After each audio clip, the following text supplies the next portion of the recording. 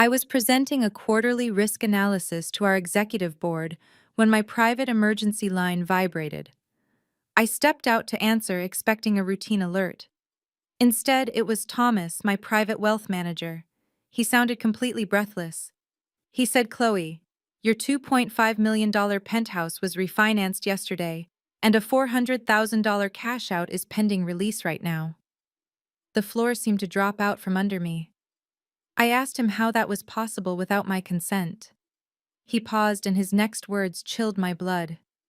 He said, "Your mother initiated the transfer." I grabbed my keys, abandoned the board meeting, and raced to the bank. When I finally saw the paperwork, I realized my family had not just betrayed me, they had committed federal fraud. My name is Chloe. I am 34 years old, and I work as the Director of Risk Management at a major financial technology corporation in Chicago.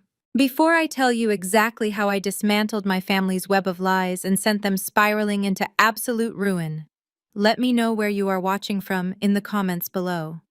Please hit that like button and subscribe if you have ever had to protect yourself from the very people who were supposed to love you. Let me take you back to that Tuesday morning. I was standing in a glass-walled conference room on the 40th floor of our downtown headquarters. I had spent the last decade building my career from the ground up, working 80-hour weeks, sacrificing holidays, and dedicating every ounce of my energy to achieving financial independence. My expertise is literal risk management. My entire job revolves around identifying fraud, securing assets, and preventing financial disasters for multinational corporations. So you can imagine the absolute shock when the disaster struck my own personal portfolio. When my phone buzzed with Thomas calling, I knew something was critically wrong. Thomas manages the accounts for our firm's top executives. He does not call during business hours unless a major security breach has occurred. I excused myself, stepping into the quiet hallway, pressing the phone to my ear. Thomas did not even say hello. He just asked if I was in a secure location. I told him yes. That was when he dropped the bomb. "Chloe," he said, his voice unusually strained.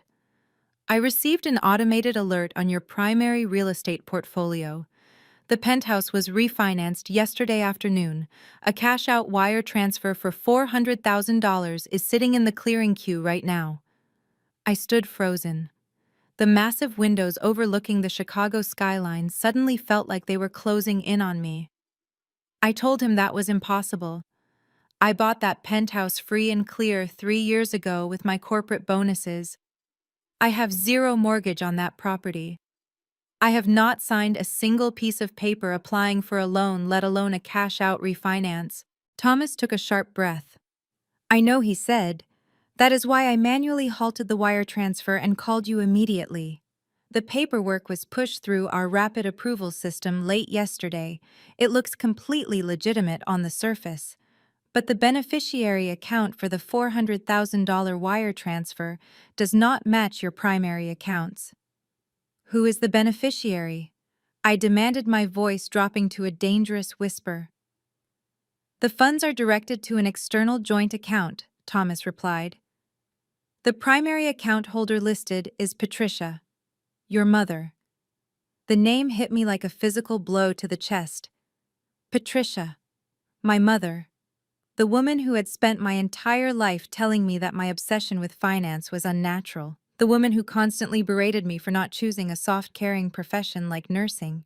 The woman who always treated me like a cold, calculating disappointment while treating my younger sister Madison like a delicate princess who deserved the world on a silver platter. I did not ask any more questions. I told Thomas to lock down every single account associated with my social security number and to pull the physical files of the refinance application immediately. "I am on my way," I told him, and hung up. I walked back into the boardroom, grabbed my blazer, and looked directly at my CEO. "I have a critical security breach with my personal assets," I said. "I need to leave right now." My CEO, who knew I never panicked over minor issues, just nodded and told me to handle it. The drive to the bank was a blur of adrenaline and pure, unadulterated rage. My hands gripped the steering wheel so tightly my knuckles turned white. My mind raced through the implications. Refinancing a luxury property is not a simple process. It requires extensive documentation, credit checks, identity verification, and a formal closing process with a notary public. You cannot simply walk into a bank and take out a mortgage on a property you do not own. Yet my parents had somehow done exactly that. They had targeted my biggest, most valuable asset. The penthouse was my sanctuary. I had poured my blood, sweat, and tears into buying it. It represented my independence, my escape from their toxic, controlling household. And now they were trying to extract nearly $500,000 of my hard-earned equity. As I navigated through the heavy downtown traffic, the memories of their financial entitlement began to surface. Whenever my sister Madison wanted something, my parents expected me to foot the bill. When Madison wanted a lavish destination wedding, my father Richard demanded I pay for the catering because I was a high-earning executive. When I refused, they called me a selfish, greedy spinster. They always believed my money was family money, but their money was solely for Madison. But complaining about paying for dinner is one thing. Committing massive real estate fraud is an entirely different universe of betrayal. I pulled up to the bank headquarters, tossed my keys to the valet, and stormed through the heavy glass doors. The security guard recognized me and immediately swiped his badge to let me into the executive elevator. I rode up to the private wealth management floor, my pulse pounding in my ears. This was no longer just a family dispute. This was a federal crime. Thomas was waiting for me outside his office. He looked pale, holding a thick manila folder in his hands. He ushered me inside and locked the door behind us. We sat down at his desk, and he pushed the folder toward me. I pulled it up, Thomas said quietly. This is the entire closing package. The application, the title search, the identity verification, everything. It was submitted through a third-party mortgage broker and approved through our automated underwriting system because your credit score is flawless, and the property has zero debt. I opened the folder. Right there on top was the primary loan agreement. My name was printed at the top, but my eyes immediately dropped to the bottom of the page. There, sitting on the signature line, was my name signed in blue ink. It was a remarkably good forgery. It had the same aggressive slant I used, the same sharp loops on the letters. If I had not known with absolute certainty that I was sitting in a risk management seminar all day yesterday, I might have questioned my own sanity. "This is not my signature," I said, my voice cold and hard. "I was nowhere near a closing table yesterday. I want to know exactly how this bypassed identity verification. How does someone impersonate a bank client for a $500,000 transaction without raising red flags?" Thomas flipped to the second page of the packet. He pointed to a specific section near the bottom. "That is what I was trying to figure out," he said. "You cannot do a remote closing in this state without a certified notary public physically verifying your government-issued ID and witnessing your signature." I looked at the spot he was pointing to. It was the notary acknowledgement block. The stamp was bold and black, certifying that Chloe herself had appeared in person, presented a valid identification, and signed the documents willingly. I read the name of the notary public printed inside the official stamp, and a wave of absolute disgust washed over me. The final piece of the puzzle clicked into place, revealing a betrayal so deep, so calculated that it took my breath away.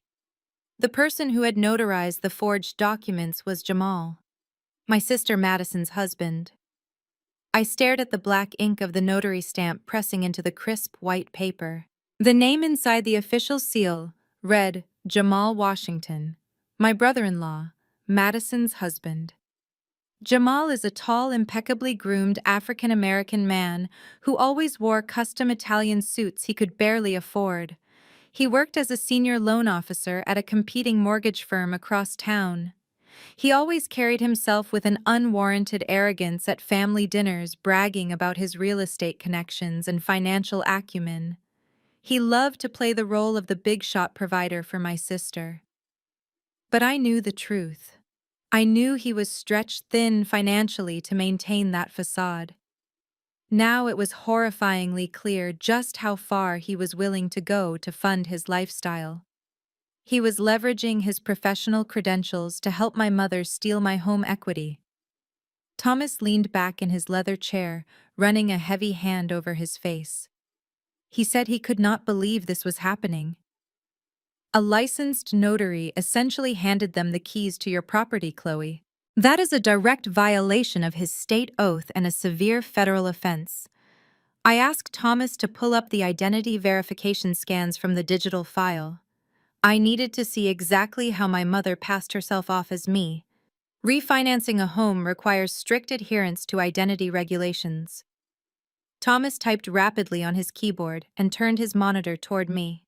He explained that every remote or third-party closing requires a high-resolution scan of the signer's government-issued identification. There, glaring back at me from the bright screen, was a driver license with my face on it. But it was not my current license. I leaned closer to the monitor, feeling a cold knot form in the pit of my stomach. The issue date on that identification card was from 4 years ago. The address listed was my old condominium, not my current penthouse. I reached into my designer tote, pulled out my wallet, and slapped my actual valid driver license onto Thomas's desk. I told him to look at the expiration dates. Thomas compared the physical card to the scanned image on his screen. He let out a sharp breath. He said the one used for the closing expired 6 months ago. It is an invalid piece of identification. He asked how the underwriter did not catch this discrepancy. I told him exactly how they did not catch it. Because Jamal packaged the loan. As an industry insider, Jamal knew exactly how to game the system. He knew that automated underwriting software prioritizes the notary seal over a manual visual inspection of the identification expiration date on a third-party closing. If a licensed professional swears under penalty of perjury that he verified a valid ID, the automated system assumes compliance and pushes the paperwork through. Jamal intentionally buried the scan of the expired ID in the back of the digital file and slapped his official state seal on the front page. But the betrayal ran much deeper than Jamal's technical manipulation.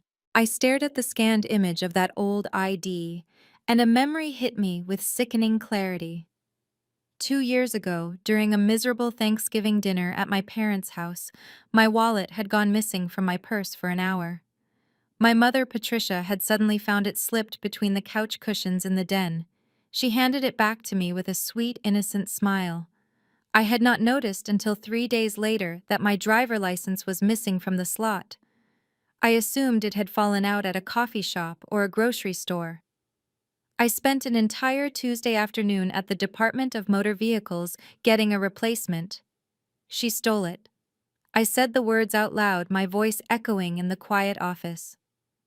My own mother stole my identification card 2 years ago and kept it hidden. She planned this. She held on to my old ID, waiting for the perfect opportunity to use it against me. Thomas looked completely horrified. He asked if I was absolutely certain about this. I pointed aggressively at the computer screen. I told him Patricia is 59 years old. I am 34. We look absolutely nothing alike. Even with an expired ID, a legitimate notary would have taken one look at my mother and known instantly she was not the young woman in that photograph. Jamal did not just turn a blind eye to a clerical error. He actively conspired with Patricia. He allowed her to sit in a room, pretend to be me, forge my signature, and then he legally authenticated the forgery using his state-granted authority. The sheer audacity of it was staggering. Patricia had always been emotionally and financially abusive. She treated me like a walking automatic teller machine, constantly demanding I pay for Madison's luxury vacations and designer bags. She believed that because she gave birth to me, she was entitled to a percentage of my net worth. But this was an entirely new dimension of depravity. They had orchestrated a sophisticated mortgage fraud scheme right under my nose. They weaponized Jamal's career to bypass the very security measures designed to protect assets like mine. I stood up and paced the length of the office. The rage inside me was no longer a hot, blinding flash. It was a cold, calculated, and razor-sharp focus. As a risk management director, I spent my days destroying corporate fraudsters who tried to exploit systemic loopholes. My family had just handed me a masterclass in identity theft, thinking I would be too weak or too tied to family loyalty to fight back. They thought I would quietly absorb a $400,000 debt just to protect Madison's husband from federal prison. They were dead wrong. Thomas asked what I wanted to do next. He said he needed to notify the fraud department immediately. We have to reverse the wire transfer, he explained, but once we flag this internally, it becomes a criminal matter. The bank will be legally obligated to report the notary to the state board, and federal law enforcement will absolutely get involved. He looked at me with genuine concern. He asked if I was prepared for the fallout of sending my own mother and brother-in-law to jail. I walked back to the desk and placed my hands flat on the polished wood. I looked Thomas dead in the eye. I told him I do not care if they share my blood. They crossed a line that cannot be uncrossed. Patricia used my stolen identity to steal my wealth. Jamal used his state commission to validate a felony. They did not care about my fallout when they decided to strip the equity from my home. I told him to initiate a hard stop on those funds immediately. Thomas did not hesitate. He nodded his fingers, flying across the keyboard, to lock the transaction permanently into the fraud review queue. The money was frozen. They were not getting a single dime of my money. But I was not finished. I told Thomas to print every single page of that forged closing packet. I wanted the fake signature. I wanted the scan of the stolen identification card. And most importantly, I wanted a high-quality printout of Jamal's notary stamp. I needed the physical evidence in my hands. Thomas sent the files to his secure printer, the machine whirred to life, spitting out page after page of my family's criminal conspiracy. I gathered the warm papers and shoved them into my briefcase. The bank had stopped the financial bleeding, but the confrontation was just beginning. I stood in Thomas's office with the warm stack of forged documents in my hands. The paper felt heavy, loaded with the weight of my family's absolute treachery. But I needed the complete picture. Stealing the equity was the mechanism, but I needed to know the ultimate destination of my money. I told Thomas to trace the routing number on the wire transfer. The initial document showed Patricia as the primary beneficiary, but criminals rarely keep stolen funds in a direct pass-through account. They move it quickly to avoid detection. I asked him to pull the wire instructions and find out exactly where that $400,000 was scheduled to land after it hit my mother's account. Thomas adjusted his glasses and leaned close to his monitor. His fingers flew across the keyboard, bypassing standard client views and digging directly into the bank's back-end clearing system. The glow of the screen illuminated the deep lines of concern on his face. He pulled up the pending outgoing wire attached to the initial deposit. He swallowed hard and looked up at me. He said the funds were scheduled for an immediate secondary transfer, the exact second they cleared. The destination is a joint checking account. The account holders are Madison and Jamal Washington. A harsh, humorless laugh escaped my throat.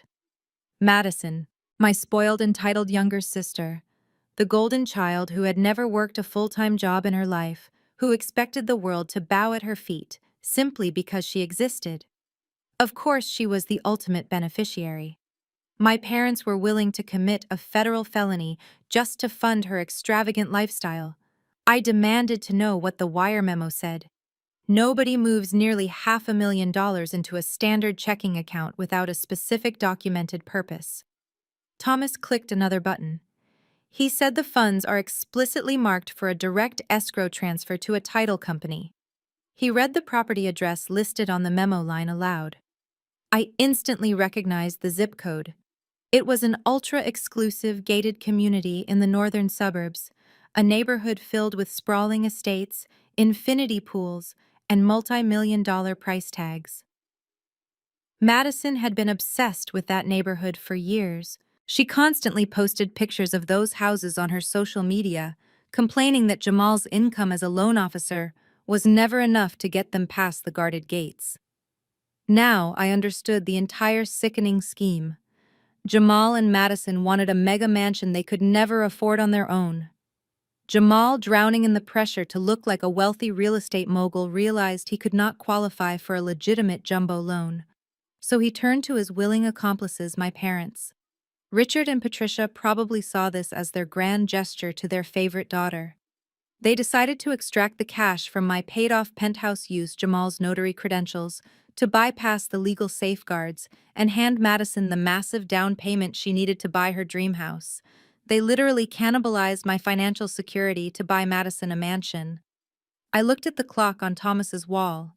It was 2:15 in the afternoon. The federal wire cutoff window was rapidly approaching. If that money officially left the bank's clearinghouse and hit the title company's escrow account, retrieving it would require months of agonizing, expensive litigation. I refused to let them hold my money hostage for even a second. I dropped my briefcase on the desk. I stopped acting like a betrayed daughter and completely shifted into my role as a director of risk management. I told Thomas to listen to me very carefully. I instructed him to completely bypass the standard fraud review queue. A standard administrative hold takes 48 hours to process, and the automated system might accidentally release the funds at the end of the business day if a manager forgets to sign off. I told him to initiate a federal fraud freeze directly through the Financial Crimes Enforcement Network protocol. Thomas looked up, his eyes wide with shock. He reminded me that activating a federal fraud freeze is an aggressive, irreversible action. It triggers an automatic suspicious activity report to federal authorities. He said it would instantly red flag the routing numbers associated with Jamal, Madison, and Patricia across the entire national banking system. It locks the money in a digital dead zone that not even a bank vice president can override without a federal mandate. I slammed my hand on the desk. I told him I know exactly what it does. Do it right now. Thomas did not argue anymore. He recognized the tone in my voice. It was the exact tone I used when dismantling fraudulent corporate accounts at my own tech firm. He opened the high-security compliance portal. I watched over his shoulder as he entered his executive credentials. He selected the pending $400,000 transaction. He clicked the drop-down menu for Federal Compliance Intervention. He selected Suspected Identity Theft Notary Fraud and Unauthorized Asset Extraction. He hit Execute. A stark red banner flashed across his screen. The transaction status changed from pending to frozen federal hold. The digital guillotine had officially dropped. That $400,000 was not going to Madison's shiny new escrow account. It was not going to my mother's pass-through account. It was trapped in a digital vault, completely untouchable. Jamal and Madison were currently sitting in some real estate office, probably bragging to their agent about their massive down payment, completely unaware that their financial lifeline had just been severed by the federal government. Thomas exhaled a long breath and leaned back in his chair. He said, "It is done. The money is locked."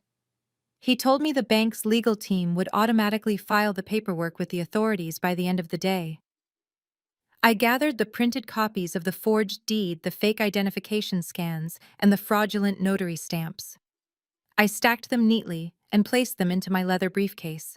The metallic snap of the briefcase lock echoed sharply in the quiet office. My family thought I was just a cold, work-obsessed woman who existed solely to be their financial backup plan. They thought they could execute a sloppy real estate heist and smile in my face at the next family dinner. They severely underestimated exactly what I do for a living. I thanked Thomas for his swift action. I turned and walked out of the private wealth management suite. My phone was buzzing in my pocket, a calendar reminder for a family barbecue my parents were hosting that very afternoon. It was supposed to be a celebration for Madison and Jamal, a celebration of their brand new, stolen house. I stepped into the elevator and pressed the button for the parking garage. I was not going back to my office. I was heading straight to the lion's den. The money was safe, but the war had officially begun. I walked out of the bank and stepped into the biting wind of the city. The valet brought my car around, and I tossed my heavy leather briefcase onto the passenger seat. Inside that bag was the physical proof of my family's absolute treachery. The forged application, the fake signature, the invalid identification scan, Jamal's fraudulent notary stamp. It was a complete dossier of criminal activity. It was everything I needed to send my own mother and my brother-in-law to a federal penitentiary for a very long time. I sat in the driver's seat and pulled out my phone. My thumb hovered over the keypad, ready to dial emergency services. It would be so easy to call the police right now. I could hand over the file, lodge a formal identity theft report, and let the authorities raid my parents' house during their little backyard barbecue. I could let the police slap cold metal handcuffs on Patricia and Jamal, while their wealthy neighbors watched from their manicured lawns. But I stopped myself. I locked my phone screen and tossed the device into the cup holder. Involving the authorities right away was too clean. It was too easy for them. If the police showed up without warning, Patricia would immediately play the victim. She would cry and claim she was confused. Madison would throw a hysterical fit and claim her stress was bad for the baby. Jamal would hide behind his slick suits and blame a clerical error in the banking system. They would spin a web of lies to protect their reputations. I could not allow that. I needed to look them straight in the eye first. I needed to be standing right in front of them when I delivered the blow. I wanted to watch the exact moment their house of cards collapsed. I wanted to see the smug entitlement melt off their faces when they realized their master plan had failed and they were not getting a single cent of my money. I merged my car onto the highway, heading toward the affluent suburbs where my parents lived. The rhythmic hum of the tires on the asphalt gave me time to process the magnitude of what they had attempted. I glanced at the briefcase resting on the passenger seat. That file represented my penthouse. It represented my sanctuary. Buying that property was not a stroke of luck or a handout. It was the culmination of a decade of absolute sacrifice. While Madison was taking expensive gap years to find herself and racking up massive credit card debt on designer clothes, I was chained to my corporate desk. I spent my 20s working 80-hour weeks in the high-pressure risk management sector. I ate dinner from office vending machines at midnight. I slept on uncomfortable leather couches during week-long corporate audits.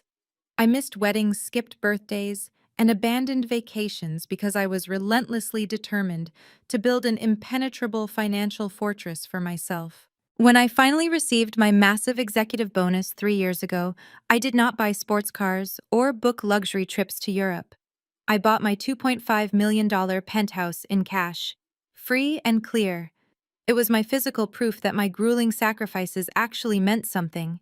And how did my family react to my success? They absolutely despised me for it. They constantly called me cold, dry, and unfeeling. During family dinners, my father Richard would sneer at my tailored business suits and tell me that a woman my age should be focusing on building a warm family, not a cold bank account. My mother Patricia would dramatically sigh and tell her social club friends that I was a workaholic robot who lacked basic human empathy. They painted me as this soulless corporate machine simply because I refused to finance their extravagant lifestyles. They worshipped Madison because she was soft, needy, and traditional. She married Jamal, got pregnant, and played the role of the perfect, helpless daughter who always needed saving. Yet the sheer hypocrisy of it all was sickening. They hated my ambition, but they felt entirely entitled to the wealth it generated. They called me greedy for protecting my assets, but they were perfectly willing to commit federal identity theft to steal those exact same assets. They looked at my penthouse, a home built on my exhaustion and sweat, and saw nothing but a massive piggy bank to fund Madison's suburban mega mansion dream. They thought my years of hard work existed solely to subsidize their fake luxury lifestyle. I took the exit for their neighborhood. The streets grew wider, lined with perfectly manicured lawns and massive oak trees. I turned onto their street and saw the expensive cars parked along the curb. Jamal's leased luxury sport utility vehicle was parked prominently right in the middle of the driveway. The sounds of upbeat music and loud, obnoxious laughter drifted over the tall wooden fence. They were throwing a barbecue, a celebration for Madison and Jamal. A party to toast the new house they genuinely thought they had just bought with my stolen money. I parked my car directly behind Jamal's vehicle, intentionally blocking him in. I turned off the engine and sat in the silence of the cabin for a moment. I closed my eyes and took one deep, steadying breath. I was about to walk into a lion's den of manipulation and gaslighting. I knew exactly how they operated. They would try to make me feel crazy. They would try to justify their massive crimes as a simple family favor. They would try to make me the ultimate villain for not blindly giving up $500,000 to my pregnant sister. I opened my eyes. The hurt, rejected daughter inside me was completely dead. The woman stepping out of this car was the director of risk management, and I was about to liquidate their entire fraudulent enterprise. I grabbed my briefcase, slammed the car door shut, and marched toward the backyard gate. The storm they created had officially arrived. I pushed the heavy wooden gate open with enough force that it banged loudly against the brick wall. The lively sound of upbeat summer music and clinking glasses immediately washed over me. The smell of expensive grilled steaks and charred hickory filled the air. My father Richard was standing by the massive outdoor grill flipping meat with a customized silver spatula. My mother Patricia was pouring imported champagne into crystal flutes. And there, sitting in the center of the patio furniture like absolute royalty, were Madison and Jamal. Madison was wearing a flowing designer maternity dress, resting her hand performatively on her slightly rounded belly. Jamal was leaning back in his luxury lounge chair, a smug grin plastered across his face, holding a craft beer.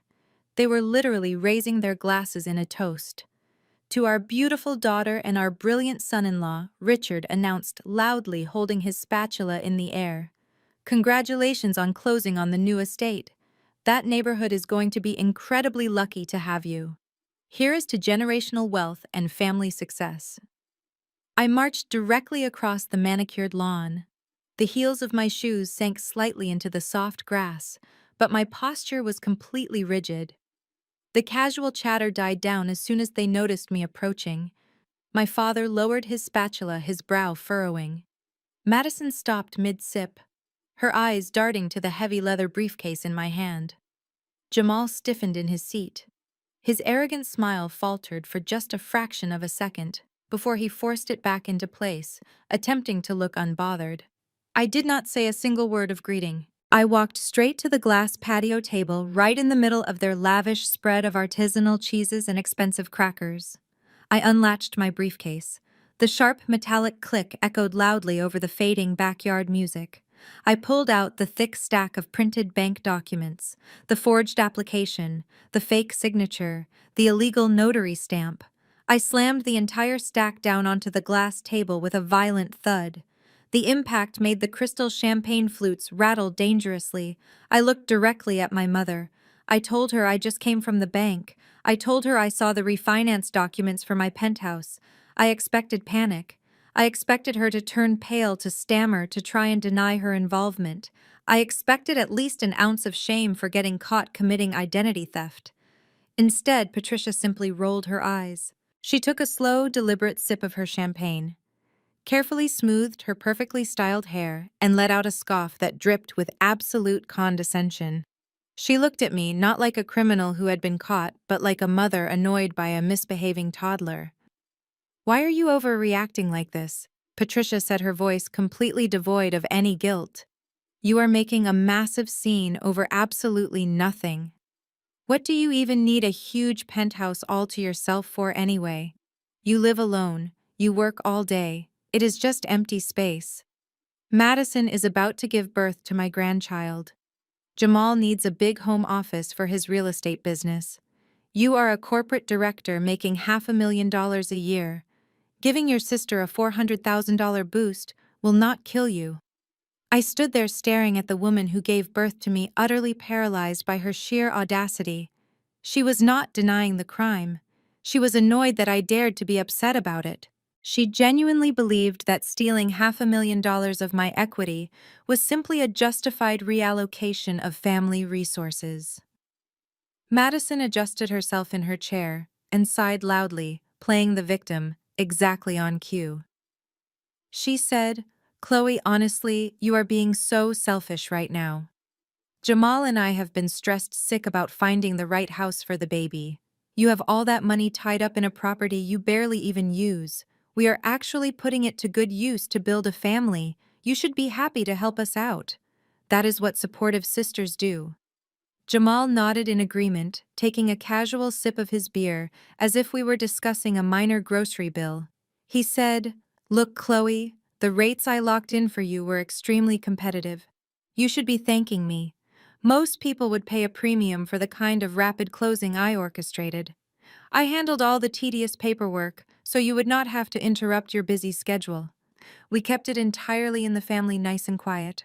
My blood boiled in my veins. I looked at the three of them. A mother who committed identity theft. A sister who felt entirely entitled to my life savings. A brother-in-law who abused his federal license to facilitate a massive heist. They were sitting in a sunlit backyard eating expensive steaks, genuinely believing they had outsmarted me. They thought my financial success was a communal pot of gold they could dip their greedy hands into whenever they felt inadequate. Richard stepped forward, pointing his spatula at me defensively. "Your mother is right, Chloe," he grumbled. "We raised you. We paid for your braces, your food, your clothes growing up. You owe this family. We did not even take the full value of your penthouse. We left you plenty of equity to live on. So put those ridiculous papers away, grab a plate, and celebrate your sister's new home like a normal person." The absolute delusion radiating from them was staggering. They had convinced themselves that forging my signature and robbing my bank account was a noble family act.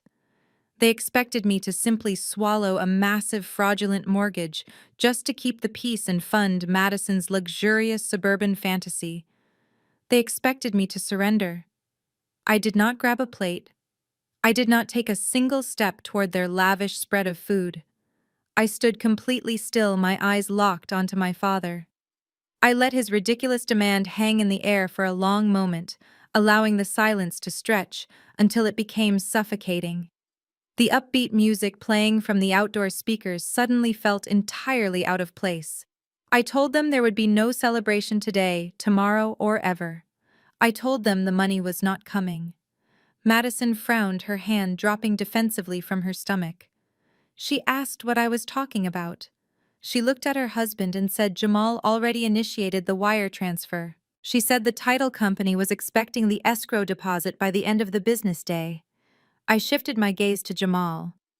I told him he should know better as a senior loan officer. I told him I did not just call customer service to complain about a suspicious charge. I went directly to the branch manager of Private Wealth. I told him I initiated a federal fraud freeze. I made sure to enunciate the word federal so it echoed across the patio. The color instantly drained from Jamal's face. The cocky, arrogant posture he had been maintaining vanished in a fraction of a second. His jaw slackened.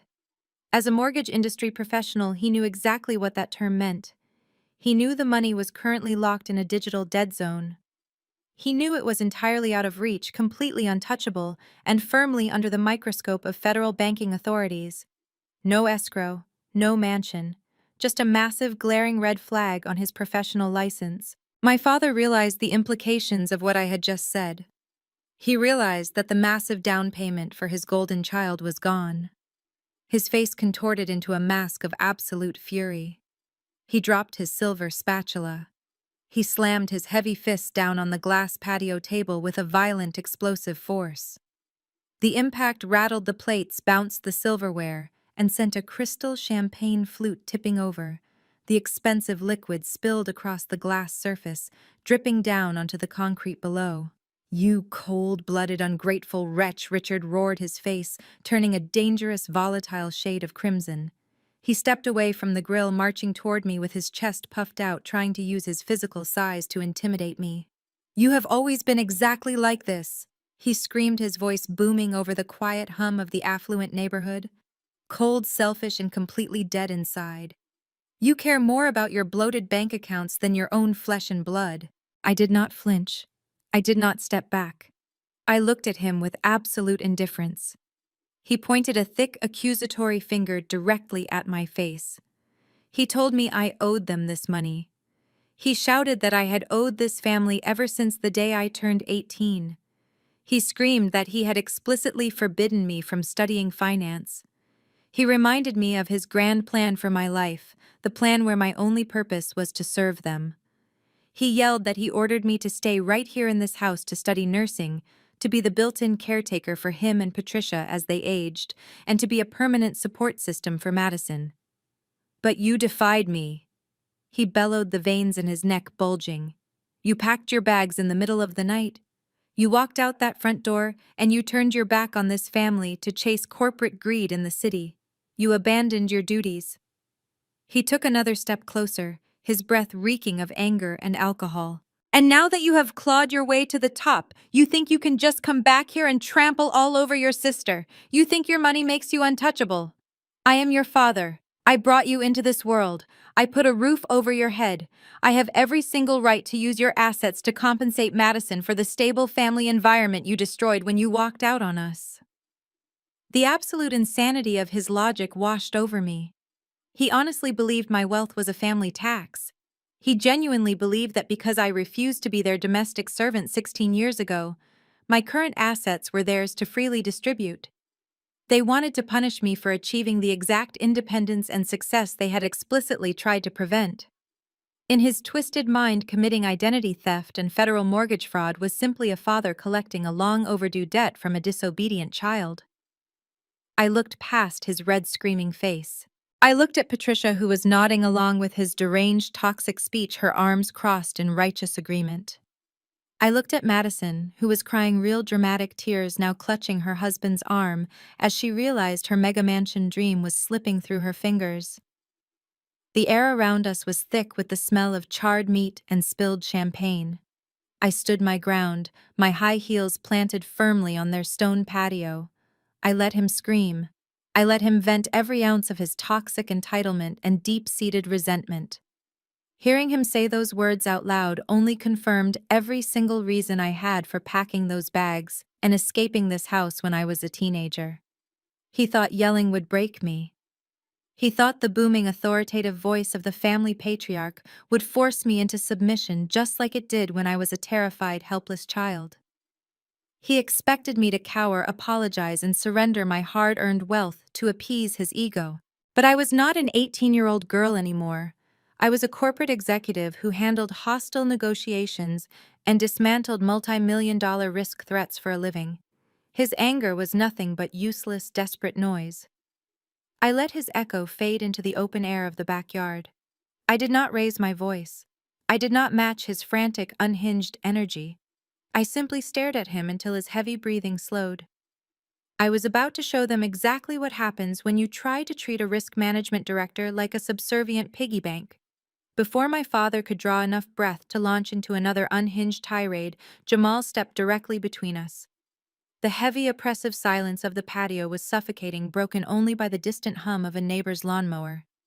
Jamal knew that screaming and intimidation would never work on me. He realized his father-in-law had just made the situation infinitely worse. Jamal reached out and grabbed my elbow. I immediately yanked my arm away with enough force to make him stumble forward. I shot him a look so lethal, he instinctively raised his hands in a gesture of surrender. He lowered his voice, his eyes darting nervously toward the low brick fence separating my parents' yard from the neighbors'. He asked me to step to the side of the house for just 1 minute.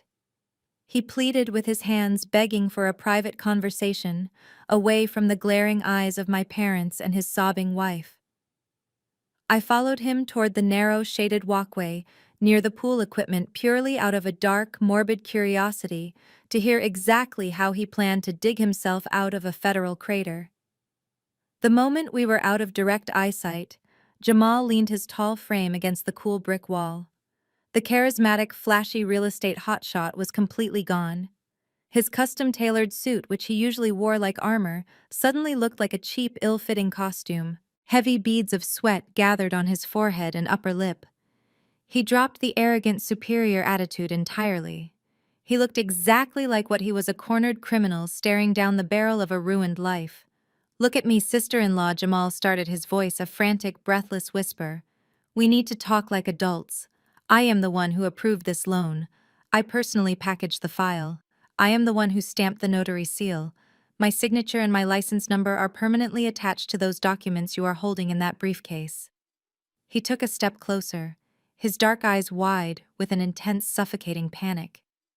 If you do not call the bank and cancel that fraud alert right now, my life is entirely over. If you go to the police and hand over those papers, I lose my state license permanently. My career in finance is dead. He swallowed hard, shifting his weight from foot to foot. He decided to play his final card, aiming straight for a sense of familial guilt he mistakenly thought I possessed. Think about Madison. He pleaded, his voice cracking with manufactured emotion. Think about your sister. If I go down for this, we lose everything. Madison ends up out on the street with absolutely nothing. Your niece or nephew is going to be born fatherless because I will be locked in a cell. Are you really going to stand there and send your own brother-in-law to a federal penitentiary? Are you going to destroy your sister's family over a simple financial dispute? I watched him perform. It was a pathetic display of emotional manipulation. He was trying to shift the blame, making me the villain for refusing to be the victim. Lift the freeze, he begged, wiping the sweat from his brow with the back of his hand.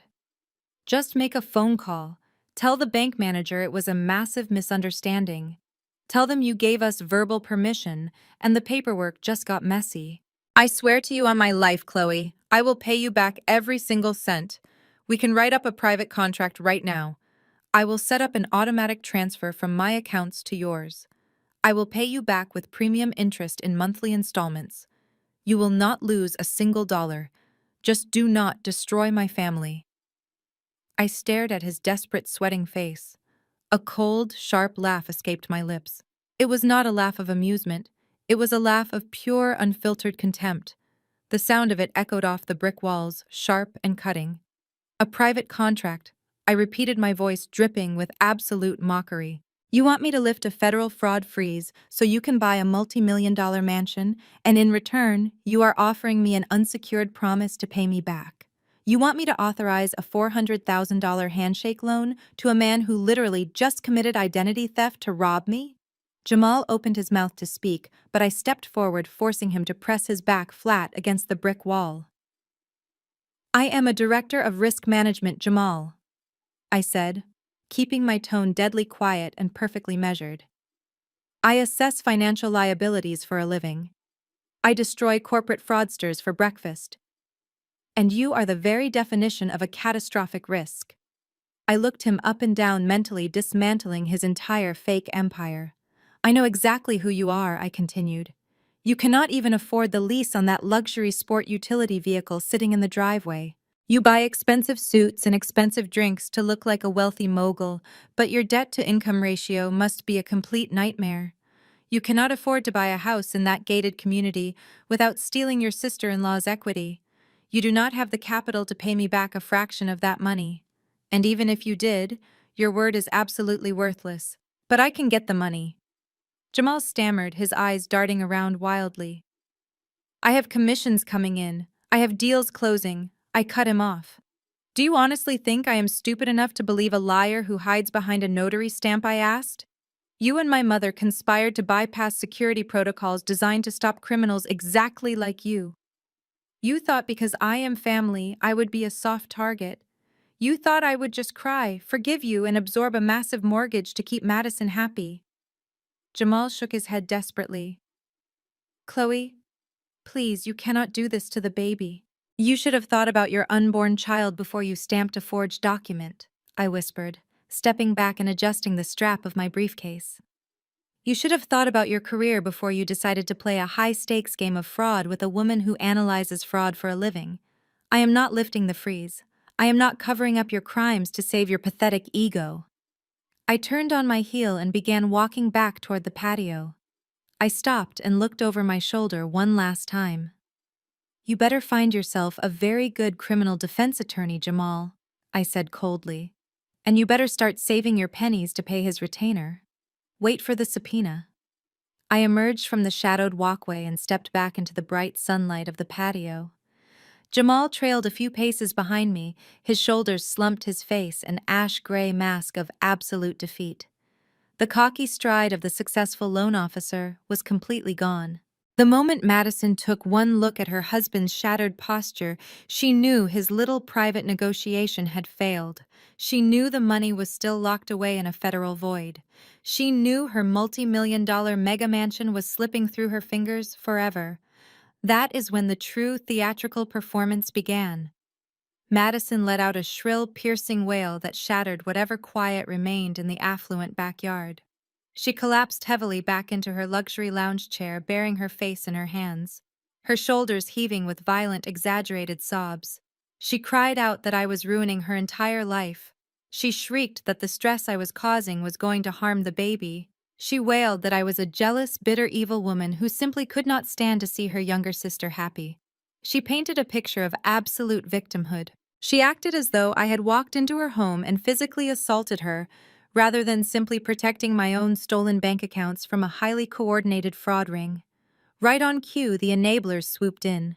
Richard dropped his barbecue tongs and rushed to Madison's side, patting her shoulder and glaring at me as if I were a literal monster.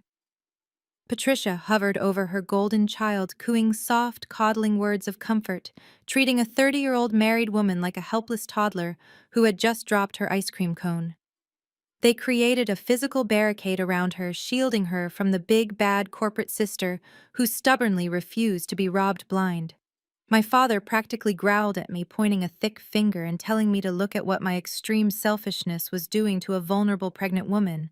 He actually tried to weaponize her pregnancy against me. He blamed my strict financial boundaries for her emotional breakdown, completely ignoring the fact that her husband and mother had committed a major felony to buy her a house. I stood there with my heavy leather briefcase in hand, watching this pathetic display of toxic codependency. It was absolutely sickening. They were completely ignoring the massive legal crisis looming over their heads. To them, federal identity theft was a minor technicality. The only real tragedy here was that Madison was not getting her way. Patricia slowly stood up from Madison's side. The comforting, doting mother vanished in an instant. Her face hardened into a mask of pure vicious malice. She crossed her arms tightly over her chest and took a slow, deliberate step toward me. She did not yell. She did not scream. Instead, she used a cold, venomous tone designed to cut straight to the bone. She looked me dead in the eye and delivered her ultimatum. She told me I had exactly 24 hours to fix this mess. She commanded me to pick up my phone call, my private wealth manager, and authorize the full release of those funds by noon tomorrow. She said if I did not comply, she would make it her absolute personal mission to destroy my entire life. Patricia leaned in closer, a nasty, calculated smirk playing on her lips. She threatened to call every single person in our extended family and tell them I was a greedy, unhinged daughter who was trying to put her pregnant sister out on the street. But she did not stop at family gossip. She knew my career was my lifeblood. She threatened to take her malicious smear campaign straight to my corporate headquarters. She said she would email my executive board. She said she would call my colleagues and tell them that I was mentally unstable. She would claim that I was actively harassing my family, stealing from them, and that I was completely unfit to manage millions of dollars in corporate risk when I was aggressively destroying my own flesh and blood. She promised to drag my professional name through the mud until I was a total pariah in the financial sector. She was holding my hard-earned reputation hostage. She was betting everything on the assumption that my fear of public humiliation would override my desire to protect my assets. She thought the threat of a ruined career would force me to surrender my penthouse equity. As a risk management professional, I evaluate threats for a living. I look at leverage exposure and potential fallout. I looked at the woman who was supposed to be my mother. I looked at the father who was comforting a whining thief. I looked at the sister who felt utterly entitled to my life savings, and I felt absolutely nothing for any of them. The last lingering shred of familial obligation completely evaporated right there on that stone patio, leaving behind a profound, unshakable clarity. Their leverage was entirely imaginary. I adjusted my grip on my briefcase. I did not flinch. I did not argue. I did not try to defend my character or beg for their understanding. I looked directly into Patricia's vindictive, desperate eyes. I told her she could call whoever she wanted. I told her she could stand on the highest rooftop in Chicago and scream her pathetic lies to the entire city. I said it would not change a single detail of what was coming for them. I told her I do not negotiate with emotional terrorists, and I absolutely do not fund the lifestyles of entitled criminals. I turned my back on them. I did not wait for a response. I did not look back when Madison's dramatic wails grew even louder, or when my father shouted my name in a fit of impotent rage. I walked straight across the manicured lawn, the sound of my heels striking the concrete driveway echoing with absolute finality. I unlocked my car, tossed my briefcase onto the passenger seat, and started the engine. I backed out of their driveway, leaving them to drown in the chaotic, terrifying mess of their own making. I did not yield a single inch. The 24-hour countdown had officially begun, but they had absolutely no idea who held the real power. I walked into the sleek glass lobby of our corporate headquarters at exactly 7 in the morning. I was running on zero sleep and black coffee, but my tailored business suit was flawless, and my posture was completely rigid. I expected a standard Wednesday morning of evaluating compliance reports. Instead, my executive assistant intercepted me before I even reached my office door. She looked incredibly nervous. She told me the chief executive officer and the head of human resources were waiting for me in the top floor boardroom. They requested my immediate presence. I took the private elevator up. I mentally prepared for any sudden corporate crisis, but nothing could have prepared me for the sheer audacity of my own parents. I walked into the sprawling boardroom.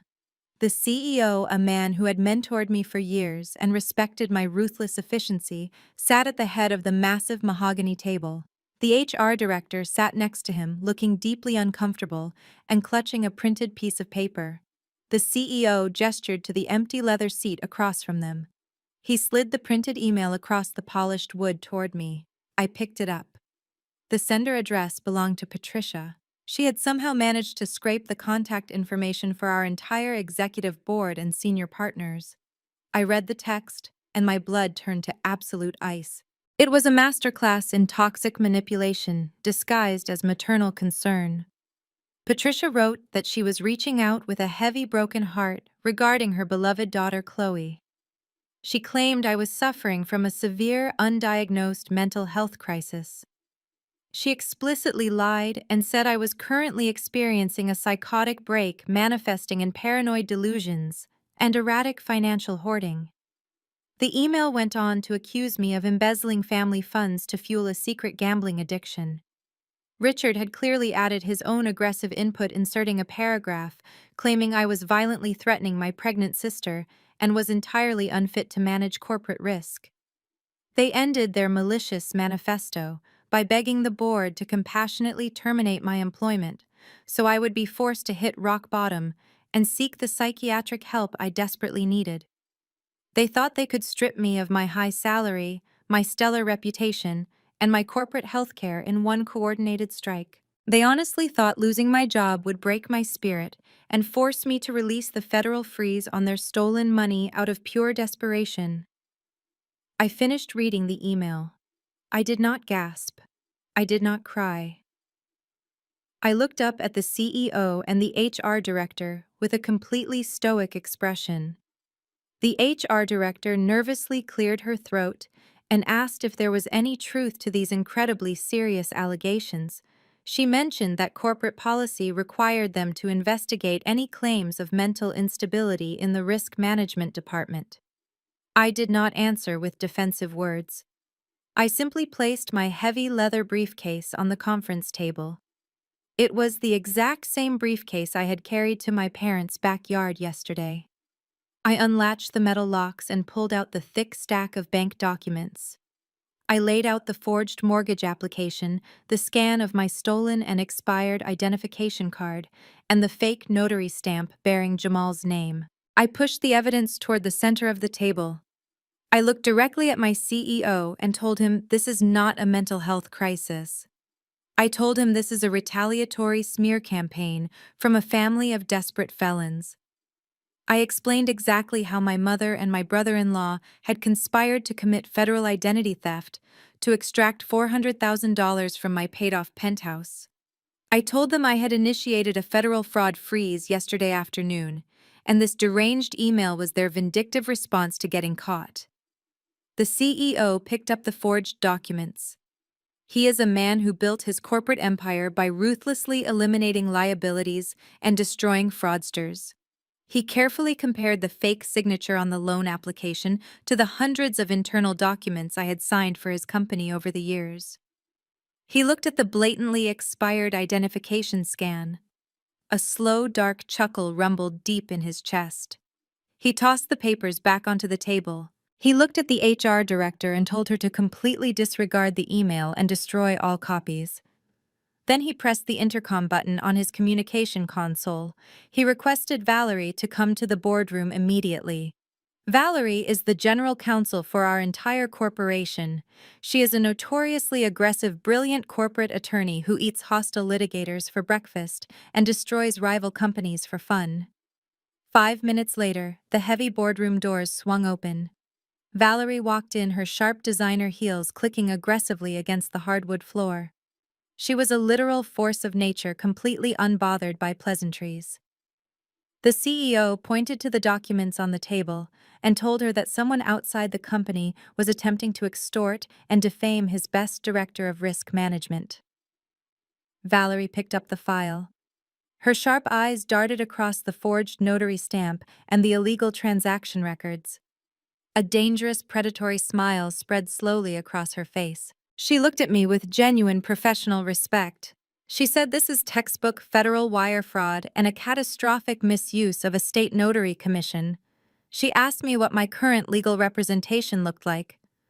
I told her I had not hired a private attorney yet because the criminal discovery was only 24 hours old. Valerie dropped the file onto the table. She said my parents made a fatal miscalculation today. By sending a highly defamatory email to the entire executive board of a major financial technology corporation, they had actively attempted to disrupt corporate operations, damage the company's standing, and intentionally inflict financial harm on a key executive.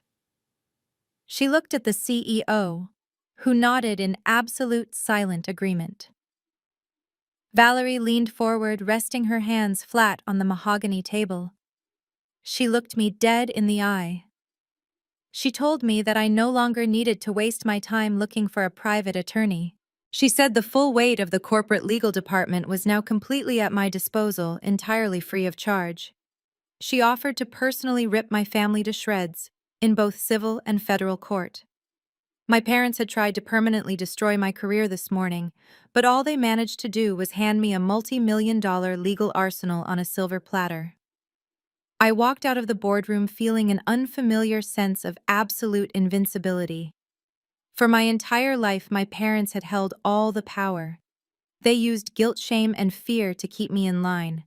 They honestly believed their defamatory email would have me crying in the human resources office, begging for my job and handing over my penthouse equity just to make the nightmare stop. Instead, they had inadvertently handed me the ultimate corporate shield. Valerie, our ruthless general counsel, had already drafted a cease and desist order so legally devastating that it would make a seasoned litigator sweat. My career was completely bulletproof. I returned to my office, sat down in my ergonomic chair, and took a deep breath. I felt a profound sense of peace, knowing that their corporate sabotage had failed miserably. But my peace only lasted for exactly 2 hours. My phone vibrated violently on my desk. The screen lit up with a barrage of incoming text messages. They were from Madison. She had clearly realized that the corporate hit job orchestrated by our parents had not resulted in my immediate termination. Since she could not destroy my career to get her money, she pivoted instantly to the next weapon in her toxic arsenal. She resorted to extreme emotional blackmail. I picked up the phone and opened the text thread. Madison had typed a massive block of frantic, manipulative text. She wrote that I was a cold, heartless monster. She said I thought I was so smart playing games with the bank, but I was actually destroying our family. Then she dropped the emotional hammer. Madison wrote that if I did not call Thomas and unfreeze the $400,000 right now, Mom and Dad were going to lose absolutely everything. She claimed they were drowning in insurmountable debt, and the bank was threatening imminent foreclosure. She said they were completely broke and desperate. Then she twisted the knife. She brought up the backyard garden. When I was 10 years old, my late grandmother moved in with us for her final years. She was the only person in that house who ever showed me genuine, unconditional love. While my parents fawned over Madison, my grandmother would take me into the backyard. Together we planted a beautiful sprawling garden of blue hydrangeas and climbing roses. It was my sanctuary. Madison knew exactly how much that patch of earth meant to me. Madison typed that because I was hoarding my wealth, Mom and Dad were being forced to sell the childhood house to a commercial developer to cover their massive debts. She said the developer was going to bulldoze the entire property by the end of the month. She wrote that the tractor was going to rip up Grandma's garden and pour concrete over the roses. She ended the text by asking if I really wanted to see my own parents homeless and sleeping on the street at their age, all because I was too greedy to share what I had. I stared at the glowing screen of my phone. A younger, more fragile version of myself might have broken down right then and there. The thought of a bulldozer tearing through the roses I had planted with my grandmother made my chest physically ache. Madison was banking heavily on that pain. She wanted me blinded by grief, nostalgia, and daughterly guilt. She wanted me to panic and release the funds to save the family home. But the emotional reaction only lasted for a few seconds. The panic faded, and the analytical mind of a risk management director stepped in. I read the text message a second time, completely detaching myself from the emotional manipulation and focusing purely on the data points. Something was fundamentally wrong with Madison's entire narrative. The math simply did not add up. My parents bought that 4-bedroom suburban house over 30 years ago. Richard had a solid career as a mid-level executive before retiring, and Patricia always managed their finances with an iron fist. They paid off their primary mortgage a decade ago. They did not take extravagant international vacations. They did not buy yachts or collect vintage sports cars. They lived comfortably, but well within their means. How could they suddenly be facing imminent bankruptcy? How could they be drowning in so much debt that they were willing to sell their fully paid-off home to a commercial developer? Furthermore, I realized the glaring contradiction in their story. Just a few hours ago at the barbecue, the narrative was that the $400,000 was a down payment for Madison and Jamal's luxurious new mega mansion. Jamal had specifically told me he needed the money for escrow, but now Madison was claiming the money was desperately needed to save Mom and Dad from living on the street. Which one was it?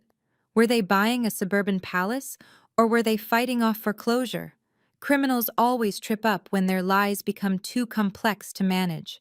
The conflicting stories exposed a massive hidden truth. They were not just trying to buy a house to elevate Jamal's fragile ego. They were trying to plug a massive hemorrhaging financial hole. But whose hole was it? I placed my phone face down on the desk. I did not reply to Madison. I was not going to play her twisted game of emotional extortion. Instead, I opened a secure encrypted browser on my work computer. It was time to stop treating this like a messy family dispute and start treating it like a high-stakes corporate fraud investigation. I needed to follow the money. As a risk executive, I have access to comprehensive public record databases and advanced financial background check software used for corporate vetting. I typed my parents' names into the search portal. If they were truly facing foreclosure and bankruptcy, there would be public legal filings, liens, and court dockets attached to their property. I needed to see the exact numbers. I needed to find out what kind of catastrophic financial black hole my charismatic Italian suit-wearing brother-in-law had dragged my parents into. The truth was hiding in the data, and I was about to drag it out into the light. I opened the secured risk assessment portal on my dual monitors. As an executive in financial technology, my clearance level grants me access to deep-tier background check software and comprehensive public record databases that ordinary citizens do not even know exist. I bypassed the standard consumer credit bureaus and tapped directly into the commercial risk evaluation network. I entered my father and mother into the search parameters. I needed to see the exact structural integrity of their financial lives. The system processed the request, aggregating decades of property records, tax filings, credit histories, and civil court dockets. The progress bar hit 100%, and a massive data file populated on my screen. I scrolled past their decades of pristine payment history. For most of my life, Richard and Patricia were incredibly prudent with their finances. They paid off the childhood home 15 years ago. They had solid retirement accounts. They were the kind of people who judged others for carrying credit card balances. But as I scrolled down to the activity from the last 2 years, the pristine record abruptly ended. It was replaced by a chaotic, bleeding mess of high-risk financial maneuvers. Exactly 24 months ago, my parents had taken out a massive home equity line of credit against the fully paid-off suburban house. They did not just borrow a small sum for renovations. They extracted maximum value, pulling out hundreds of thousands of dollars. And they did it using a secondary high-interest lender known for predatory rates. It was a desperation move. It was the kind of loan people take out when traditional banks refuse to lend to them and they need liquid cash immediately to stave off a disaster. I cross-referenced the property records with the county clerk database. Madison was actually telling the truth about one single thing. My parents were completely broke. The system showed 3 consecutive missed payments on that massive loan. A notice of default had been filed locally just 30 days ago. The bank was legally preparing to foreclose on the house and seize the property. My parents were literally standing on the edge of total financial ruin. But the real question remained unanswered. Where did all that money go? My parents did not buy a vacation home. They did not have catastrophic medical bills. They did not suddenly develop a taste for luxury sports cars. Hundreds of thousands of dollars had vanished into thin air over the span of a single week 2 years ago. I opened a new search tab. I typed in the name Jamal Washington. If my parents were sinking, the anchor tied to their feet had to be my flashy Italian suit-wearing brother-in-law. I initiated a deep financial scan on Jamal. The system churned for a moment before vomiting a horrifying sequence of public records, tax liens, and civil judgments onto my screen. I leaned closer to the monitor, my eyes darting across the dates and the dollar amounts. The story hiding in the data was so disgusting it made my stomach physically turn. 2 years ago, right around the exact same time my parents took out that desperate loan on their house, the cryptocurrency market experienced a massive historic crash. Millions of amateur investors lost their life savings overnight. According to the civil court filings, Jamal was not just an amateur investor. He was a reckless, arrogant gambler. He had taken out massive leveraged positions on unregulated offshore crypto exchanges. He had borrowed heavily on margin betting money he did not actually have on digital coins that promised guaranteed wealth. When the crypto market collapsed, Jamal got margin called. The exchanges demanded immediate repayment of the leveraged funds. He was hundreds of thousands of dollars in the hole, facing immediate bankruptcy and potential legal action from his creditors. He was drowning. The timeline aligned with terrifying precision. Jamal lost a fortune in imaginary digital currency. He panicked. He knew he could not qualify for a legitimate loan to cover his massive losses because his debt-to-income ratio was already a disaster. So he went to his adoring, gullible in-laws. He went to Richard and Patricia. I could picture the exact scenario in my head. Jamal crying in their living room, playing the victim, claiming the market was rigged against him. He probably convinced them that if he filed for bankruptcy, he would lose his mortgage license. He would lose his job. Madison would be married to a disgraced, unemployed failure. He manipulated their obsessive need to maintain a perfect family image. He preyed on their unconditional worship of Madison. And my parents, the people who refused to pay for my college housing because they claimed it would build my character, willingly mortgaged their entire life savings to bail out a degenerate gambler. They signed away the house I grew up in, the house with my grandmother's beautiful garden, just to save Jamal from facing the consequences of his own monumental stupidity. I sat back in my ergonomic chair, entirely breathless. The sheer magnitude of the parasitic relationship was staggering. Jamal was a financial vampire. He had attached himself to my family and bled my parents completely dry. He sucked every ounce of equity out of their lifelong investment to cover his catastrophic crypto failure. And instead of cutting him off, instead of forcing him to take responsibility, my parents absorbed his debt. They let him continue wearing expensive suits and leasing luxury vehicles, while they quietly suffocated under the crushing weight of the predatory loan they took out to save him. But the parasite was not finished. Now that my parents were completely tapped out, now that the bank was coming to repossess their home and throw them out onto the street, Jamal needed a new host. He needed a new source of blood. He could not let the facade crumble. He needed to keep up the appearance of the wealthy real estate mogul. Madison needed to keep playing the wealthy suburban housewife. And my parents, utterly terrified of the social humiliation of losing their home, were too deep in his web to stop him. So Jamal pointed them toward the only remaining asset in the family, my $2.5 million penthouse. He convinced them that stealing from me was the only way out. He orchestrated the identity theft, packaged the fraudulent refinance, and used his notary stamp to seal the deal. He convinced them to risk federal prison just to extract $400,000 from my property. Madison claimed the money was to save the parents from homelessness, while Jamal claimed it was to buy a mega mansion. In reality, it was a desperate cash grab to keep the entire fraudulent bankrupt circus afloat for a few more months. They were not a family. They were a criminal syndicate organized around a shared delusion. They thought I was just an oblivious corporate drone with deep pockets. They thought they could silently siphon my wealth and continue living their fake glamorous lives while I paid the mortgage on their delusions. I reached forward and closed the secure browser. The data was saved. The timeline was established. The motive was irrefutably documented. Jamal had ruined my parents, and my parents had willingly offered me up as the next sacrifice. I felt a cold, dark smile spread across my face. They wanted to play high-stakes financial games. They wanted to steal from a woman who destroys financial predators for a living. I was not just going to stop their fraudulent loan. I was going to tear down their entire fake empire and let the federal government sort through the ashes.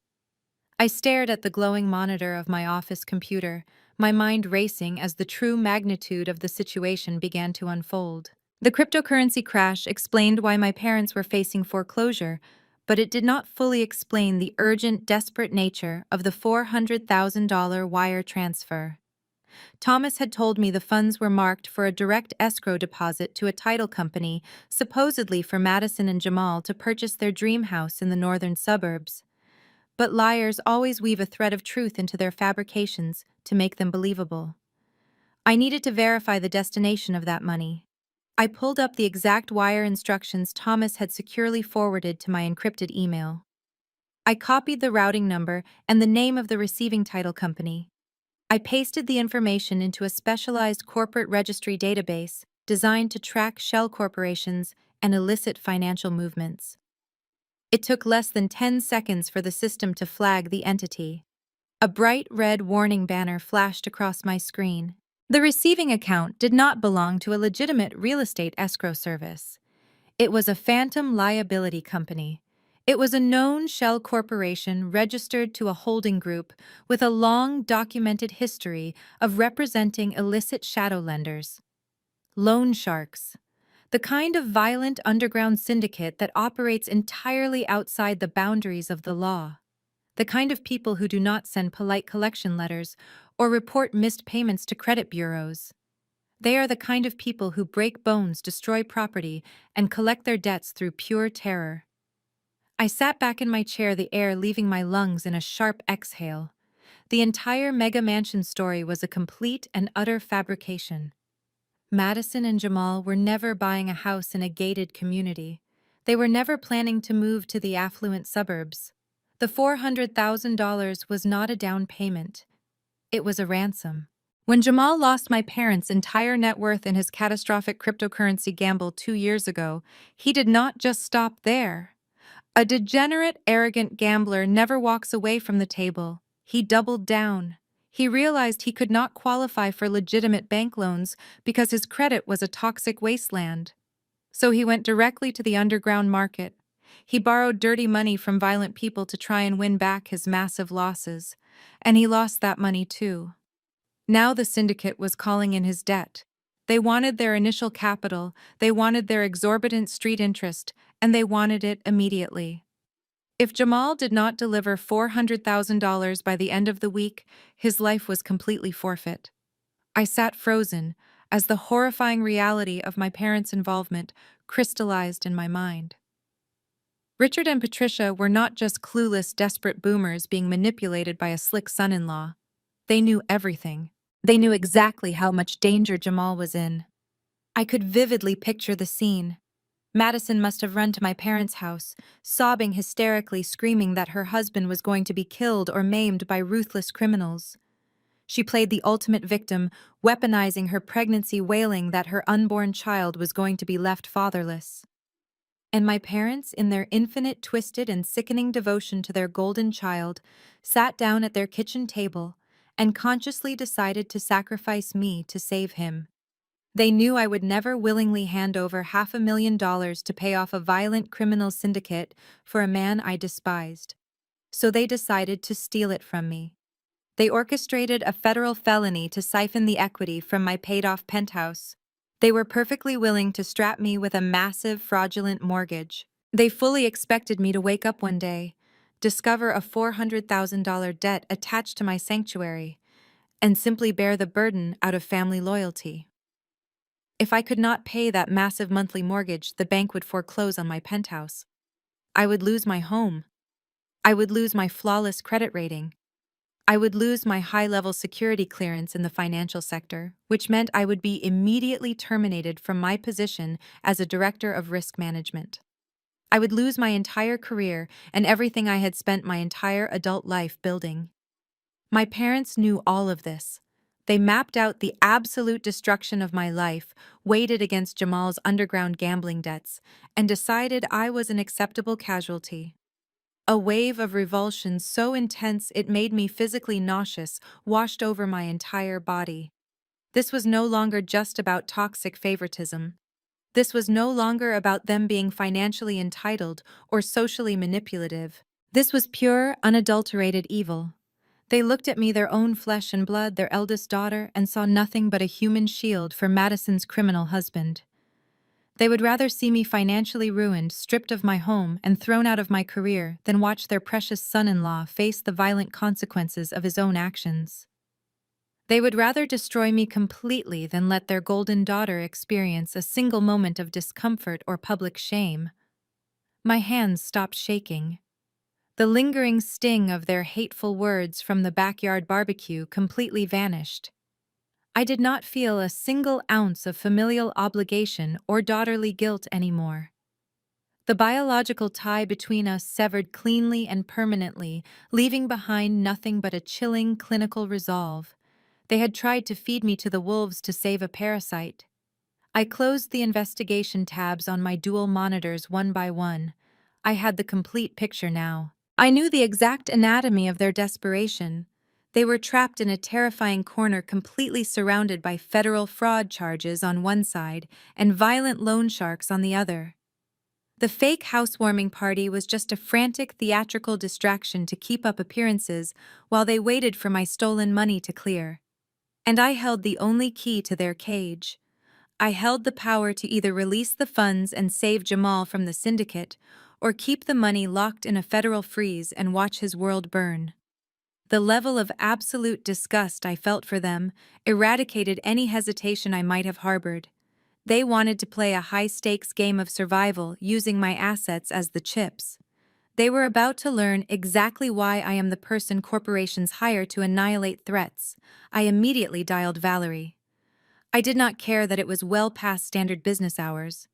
When you have the full backing of a corporate legal powerhouse, time is entirely irrelevant. Valerie answered on the second ring. I briefed her on the horrifying discovery regarding the shell corporation, the loan sharks, and the catastrophic cryptocurrency debt. I explained that my parents were not just covering up a bad real estate deal for my sister, they were actively participating in a desperate scheme to pay off a violent underground syndicate. Valerie was completely silent for a moment.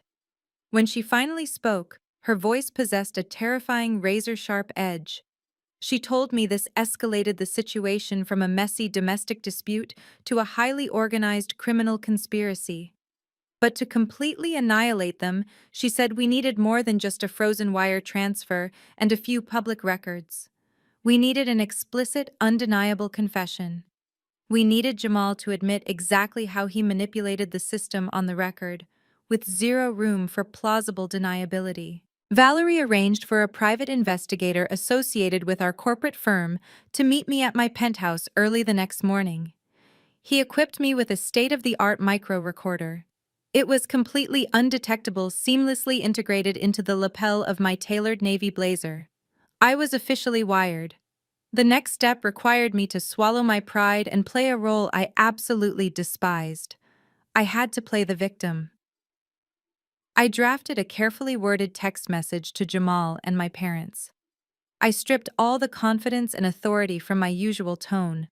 I typed that their email to my executive board had terrified me. I claimed that human resources was threatening to terminate my position, and I simply could not afford to lose my career over a family dispute. I asked them to meet me at a quiet upscale coffee shop downtown to discuss the terms of me releasing the federal hold on the $400,000. The response was almost instantaneous. They eagerly agreed to meet at 10 in the morning. They were completely high on the delusion that their corporate sabotage had successfully broken my spirit. They thought they had backed me into a corner and forced my surrender. I walked into the coffee shop playing the role of a desperate, panicked corporate drone. The cafe was dimly lit and relatively empty, providing the perfect acoustic environment for the hidden microphone. Richard, Patricia, and Jamal were already sitting at a secluded corner booth. Madison had stayed home, likely instructed to play the delicate, stressed pregnant wife out of harm's way. The transformation in Jamal was truly a sight to behold. He was back in his custom Italian suit, his posture completely shifted from the sweating, cornered animal I had confronted by the pool pump. He was practically vibrating with smug superiority. He had a fresh haircut, a gold watch gleaming on his wrist, and a relaxed, arrogant smile spread across his face. My parents looked deeply relieved, their angry scowls from yesterday replaced by patronizing, triumphant expressions. They genuinely believed I was walking into that cafe to hand over the keys to my financial kingdom just to save my job. I sat down across from them, keeping my hands trembling slightly against the marble table to sell the performance.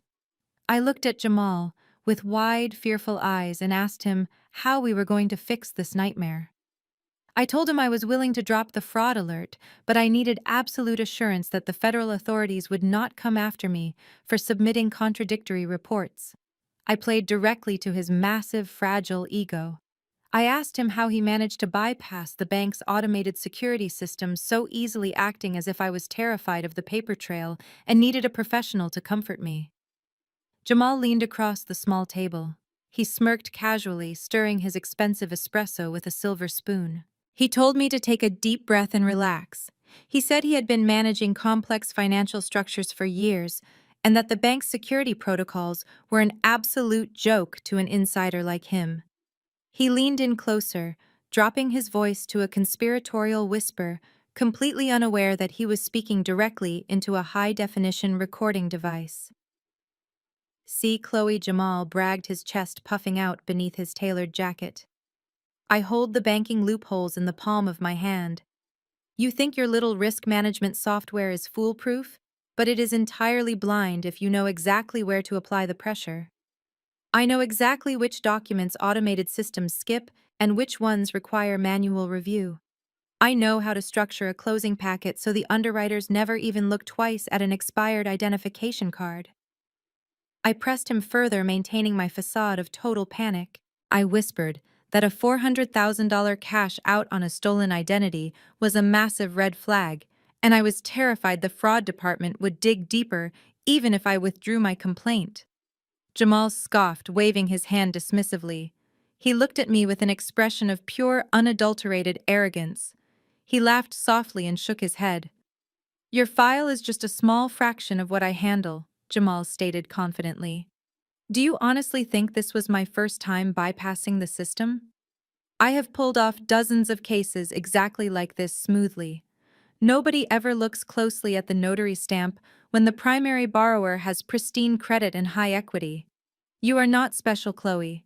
You are just another transaction in my pipeline. I know how to clean up the digital footprint. You just make the call to unfreeze the funds, and I will make the paperwork entirely disappear." The hidden recorder captured every single damning syllable. He had just confessed to operating a massive systemic mortgage fraud ring. He admitted that my forged refinance was not an isolated incident born out of sudden family desperation, but part of a serial ongoing criminal enterprise. He had likely been stealing equity from countless other victims to feed his underground gambling debts. I glanced at my parents. Richard and Patricia sat there sipping their coffee, nodding along as if their son-in-law was a brilliant financial strategist instead of a serial felon admitting to a string of federal crimes. They looked proud of him. They were perfectly comfortable sitting at a table with a man who systematically robbed innocent people as long as it kept their precious Madison living in luxury. I let out a long, shaky breath, pretending to be utterly relieved by his arrogant assurances. I told them I would go back to my office and initiate the release of the funds. Jamal smiled, adjusted his silk tie, and told me I was finally making a smart family decision. I stood up, walked out of the coffee shop, and immediately sent the pristine audio file directly to Valerie. The mouse had just handed the cat a loaded shotgun. I bypassed my corporate office entirely and drove my car straight back to the private wealth management branch. I walked into Thomas's office, locked the heavy glass door securely behind me, and placed my phone directly on his desk. I pressed play. Thomas sat in absolute silence as Jamal's arrogant voice filled the quiet room. He listened to my brother-in-law bragging about exploiting the banking system, manipulating underwriting software, and processing dozens of fraudulent applications. When the recording finally ended, Thomas looked physically ill. The color had completely drained from his face. He stared at the phone as if it were a live explosive. I told Thomas this was no longer just an isolated incident of familial identity theft. Jamal was operating a systemic vulnerability inside the banking infrastructure. I needed Thomas to run a comprehensive system audit using Jamal's specific notary license number and his National Mortgage Licensing System identifier. Thomas did not hesitate. He understood the catastrophic liability his bank was facing. He opened the master archival database and inputted Jamal's credentials. He set the search parameters to span the last 36 months. We watched the loading bar crawl across the screen. I expected to see maybe 4 or 5 suspicious files. Instead, the system returned a staggering list of 62 closed refinance transactions. 62 separate files where Jamal Washington served as either the primary loan originator or the certifying notary public. I pulled my chair closer to the high-resolution monitor. I told Thomas to filter the results by the age of the primary borrower. The screen refreshed instantly. A cold, heavy knot formed in my stomach as the demographic data aligned into a terrifying, undeniable pattern. Every single borrower on that list was over the age of 70. I clicked on the first file. The homeowner was an 82-year-old widow. The property was completely paid off decades ago. The transaction was a cash-out refinance for $300,000 securely notarized by Jamal. I clicked on the second file. A 78-year-old retired military veteran. Another paid-off property. Another massive equity extraction signed and sealed by my brother-in-law. The anatomy of Jamal's criminal empire was suddenly glaringly obvious. He was not targeting young tech-savvy professionals who monitored their credit reports daily. He was specifically preying on the elderly. He hunted vulnerable senior citizens who had spent their entire lives paying off their mortgages, people who did not check online banking portals or understand complex digital loan disclosures. He was forging their signatures, stamping the documents with his official state seal, and siphoning hundreds of thousands of dollars of pure equity directly out of their homes. Because the new loans were automatically paid out of the newly generated mortgage balance for the first few months, the elderly victims had absolutely no idea their homes were being leveraged. They would only find out when the escrow reserve ran dry and the default notices started arriving in their physical mailboxes. By then, the money would be long gone, and the bank would be preparing to foreclose on seniors who thought they owned their homes free and clear. I told Thomas to track the disbursement routing numbers for the cash-out portions of those 62 loans. We cross-referenced the destinations. The money was not going into the senior citizens' checking accounts. The funds were being wired directly to a network of obscure limited liability companies. They were the exact same type of phantom shell corporations tied to the violent underground loan sharks Jamal owed his massive cryptocurrency debts to. Jamal was systematically robbing the elderly to feed his insatiable gambling addiction and keep the underground syndicate off his back.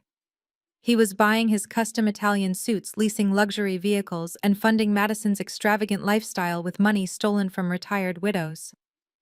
He was building his entire fake persona on the absolute ruin of vulnerable people. This was no longer a simple case of wire fraud. This was a highly organized, predatory mortgage fraud ring operating on a massive scale. By targeting vulnerable senior citizens across state lines and using federal banking channels to launder the stolen equity, Jamal had crossed into the realm of extreme federal crimes. He was triggering elder abuse enhancements and massive institutional fraud penalties. He was looking at decades in a federal penitentiary. Thomas looked at me, his hands visibly trembling over his keyboard. He said he had to notify the federal authorities immediately. He said the Bank Compliance Division would have to freeze every single one of these accounts and launch a full internal investigation. I nodded in agreement. The digital footprint was indisputable. Jamal had left a trail of destruction that no lawyer could ever erase. But as I stared at the long list of elderly victims, a horrifying question pierced my analytical mind. How did Jamal find them? A loan officer sitting in a corporate office does not just randomly guess which 80-year-old widow lives alone in a paid-off house. He needed a steady pipeline of targets. He needed a lead generator. He needed someone on the ground, someone who interacted with these specific seniors, someone they trusted enough to hand over their basic personal information without any suspicion. I looked at Thomas and told him to pull up the original contact intake forms for the victims. I needed to see who referred these elderly clients to Jamal's desk in the first place. The system took a moment to load the scanned referral sheets. The names on the referral lines appeared on the screen, and the absolute darkest, most sickening realization of my entire life washed over me. I stared at the digitized intake forms, my breath catching sharply in my throat. The names printed clearly on the referral lines for the first 5 victims were identical. The next 10 were exactly the same. In fact, every single one of the 62 fraudulent loan applications bore the exact same referring signatures. Richard and Patricia, my own parents. A deep, visceral wave of revulsion crashed over me. I had to grip the edge of Thomas's desk to steady myself. My parents were not just passive accomplices who turned a blind eye to save their son-in-law from violent loan sharks. They were the primary lead generators. They were the active predatory mules fueling this entire criminal syndicate. I thought back to my parents' sudden obsession with their local community center and the upscale retirement country club they joined shortly after Jamal lost his massive cryptocurrency bets. They had bragged relentlessly about their busy social calendar. They constantly posted pictures of themselves hosting bingo nights, organizing charity drives, and setting up financial literacy seminars for local seniors. I had assumed it was just another pathetic attempt to maintain their suburban social status.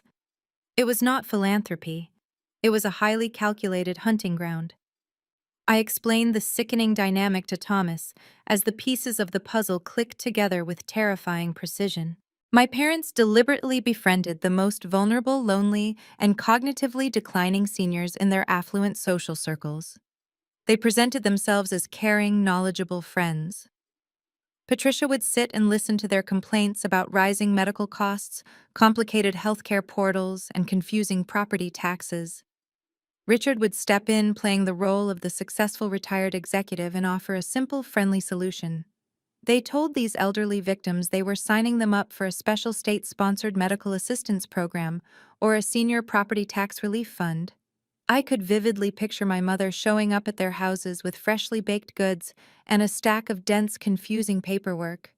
She would point her perfectly manicured finger exactly where they needed to sign, smiling warmly as they unknowingly surrendered their livelihoods. Because those documents were not applications for medical aid.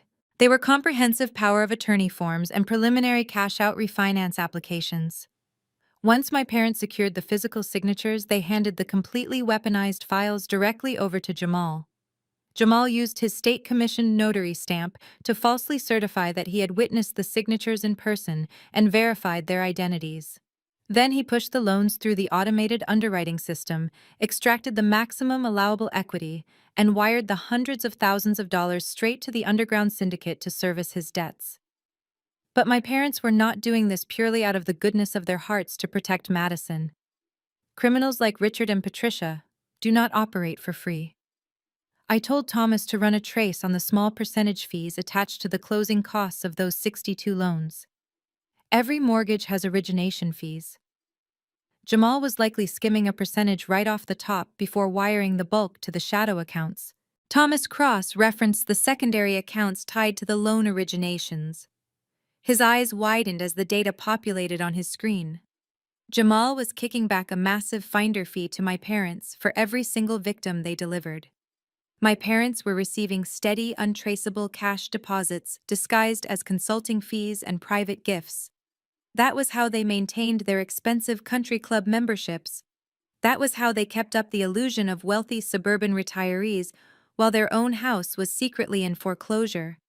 They were literally financing their country club dinners, their imported wines, and Madison's designer baby clothes with the stolen life savings of octogenarians. The sheer level of sociopathy required to execute this operation was beyond anything I had ever encountered in my entire corporate risk management career. I deal with greedy chief executive officers and corrupt hedge fund managers on a daily basis.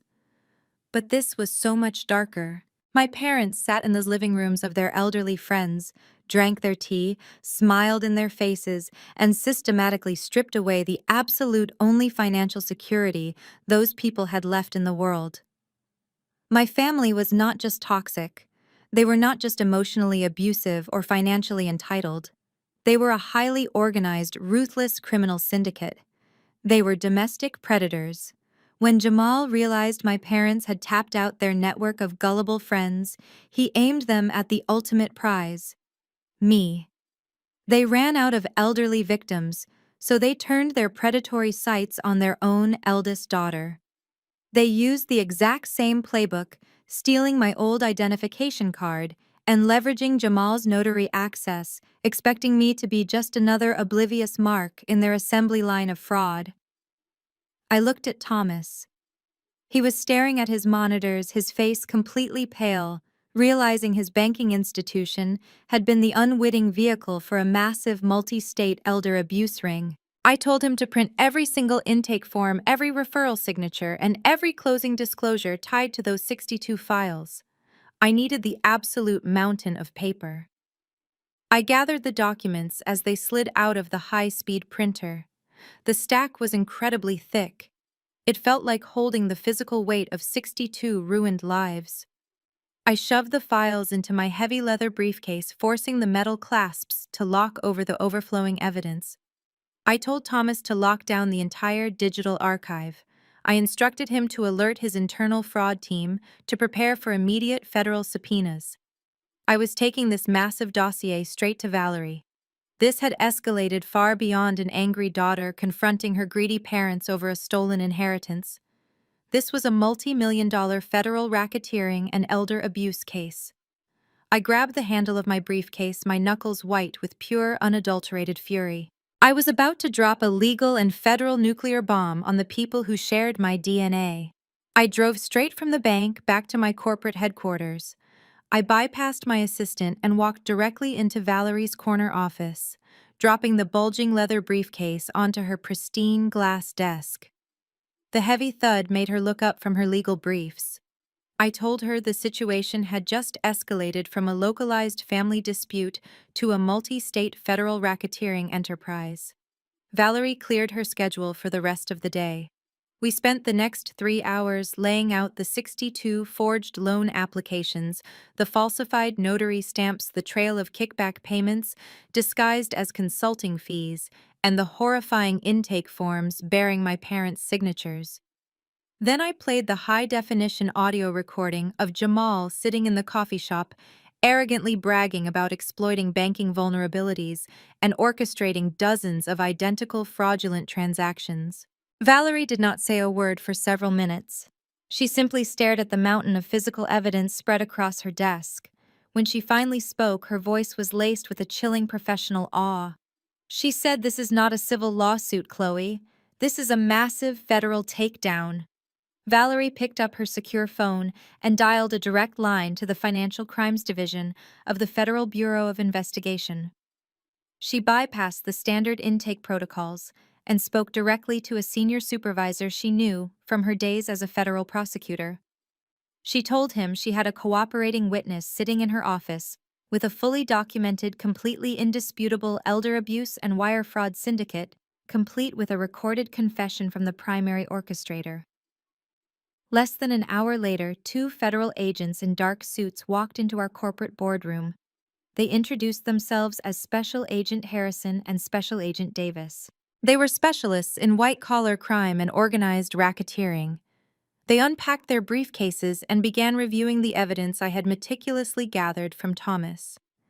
As Agent Harrison listened to the crystal-clear audio recording of Jamal detailing his exact methods for bypassing automated underwriting software, he shook his head in absolute disbelief. He looked at me and said, "Cases like this usually take us 2 years to build from the ground up. You have handed us the entire criminal organization, the money trail, the physical forgeries, and a taped confession wrapped in a neat bow. But there was a catch." Agent Davis placed his hands flat on the table and leaned forward. His expression was incredibly serious. He explained that taking down an operation of this magnitude requires absolute total coordination.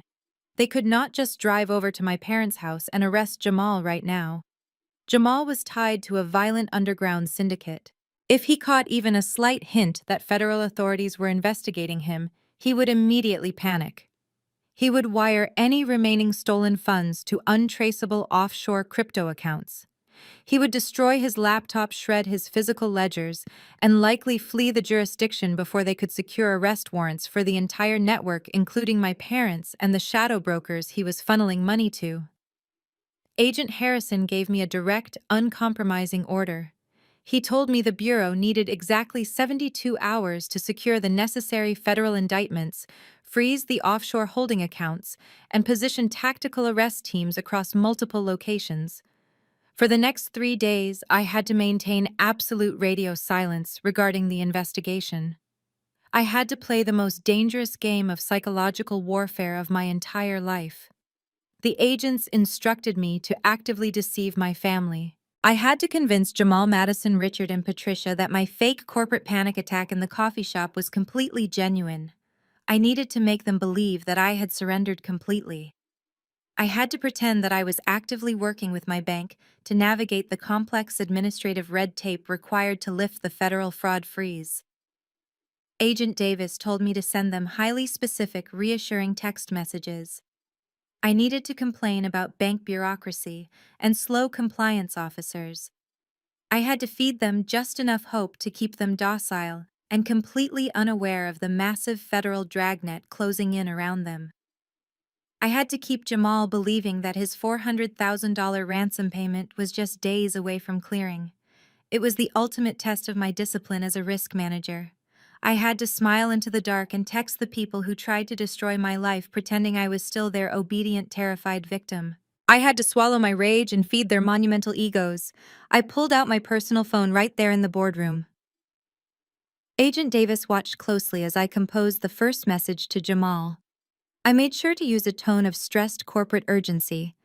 I typed that my human resources department was breathing down my neck and that I had just spent 2 hours screaming at the bank compliance officers. I told him the bank required a mandatory holding period to manually reverse the fraud alert, but the funds were guaranteed to be released by Friday evening. I added a pathetic, desperate plea begging him to ensure Madison did not stress herself out over the delay. I hit send. Less than a minute later, Jamal replied. His text was dripping with that familiar, sickening arrogance. He told me to keep pushing the bank and reminded me that he had closing deadlines to meet for the new house. He actually ended the text by telling me I was finally being a good sister. I showed the response to the federal agents.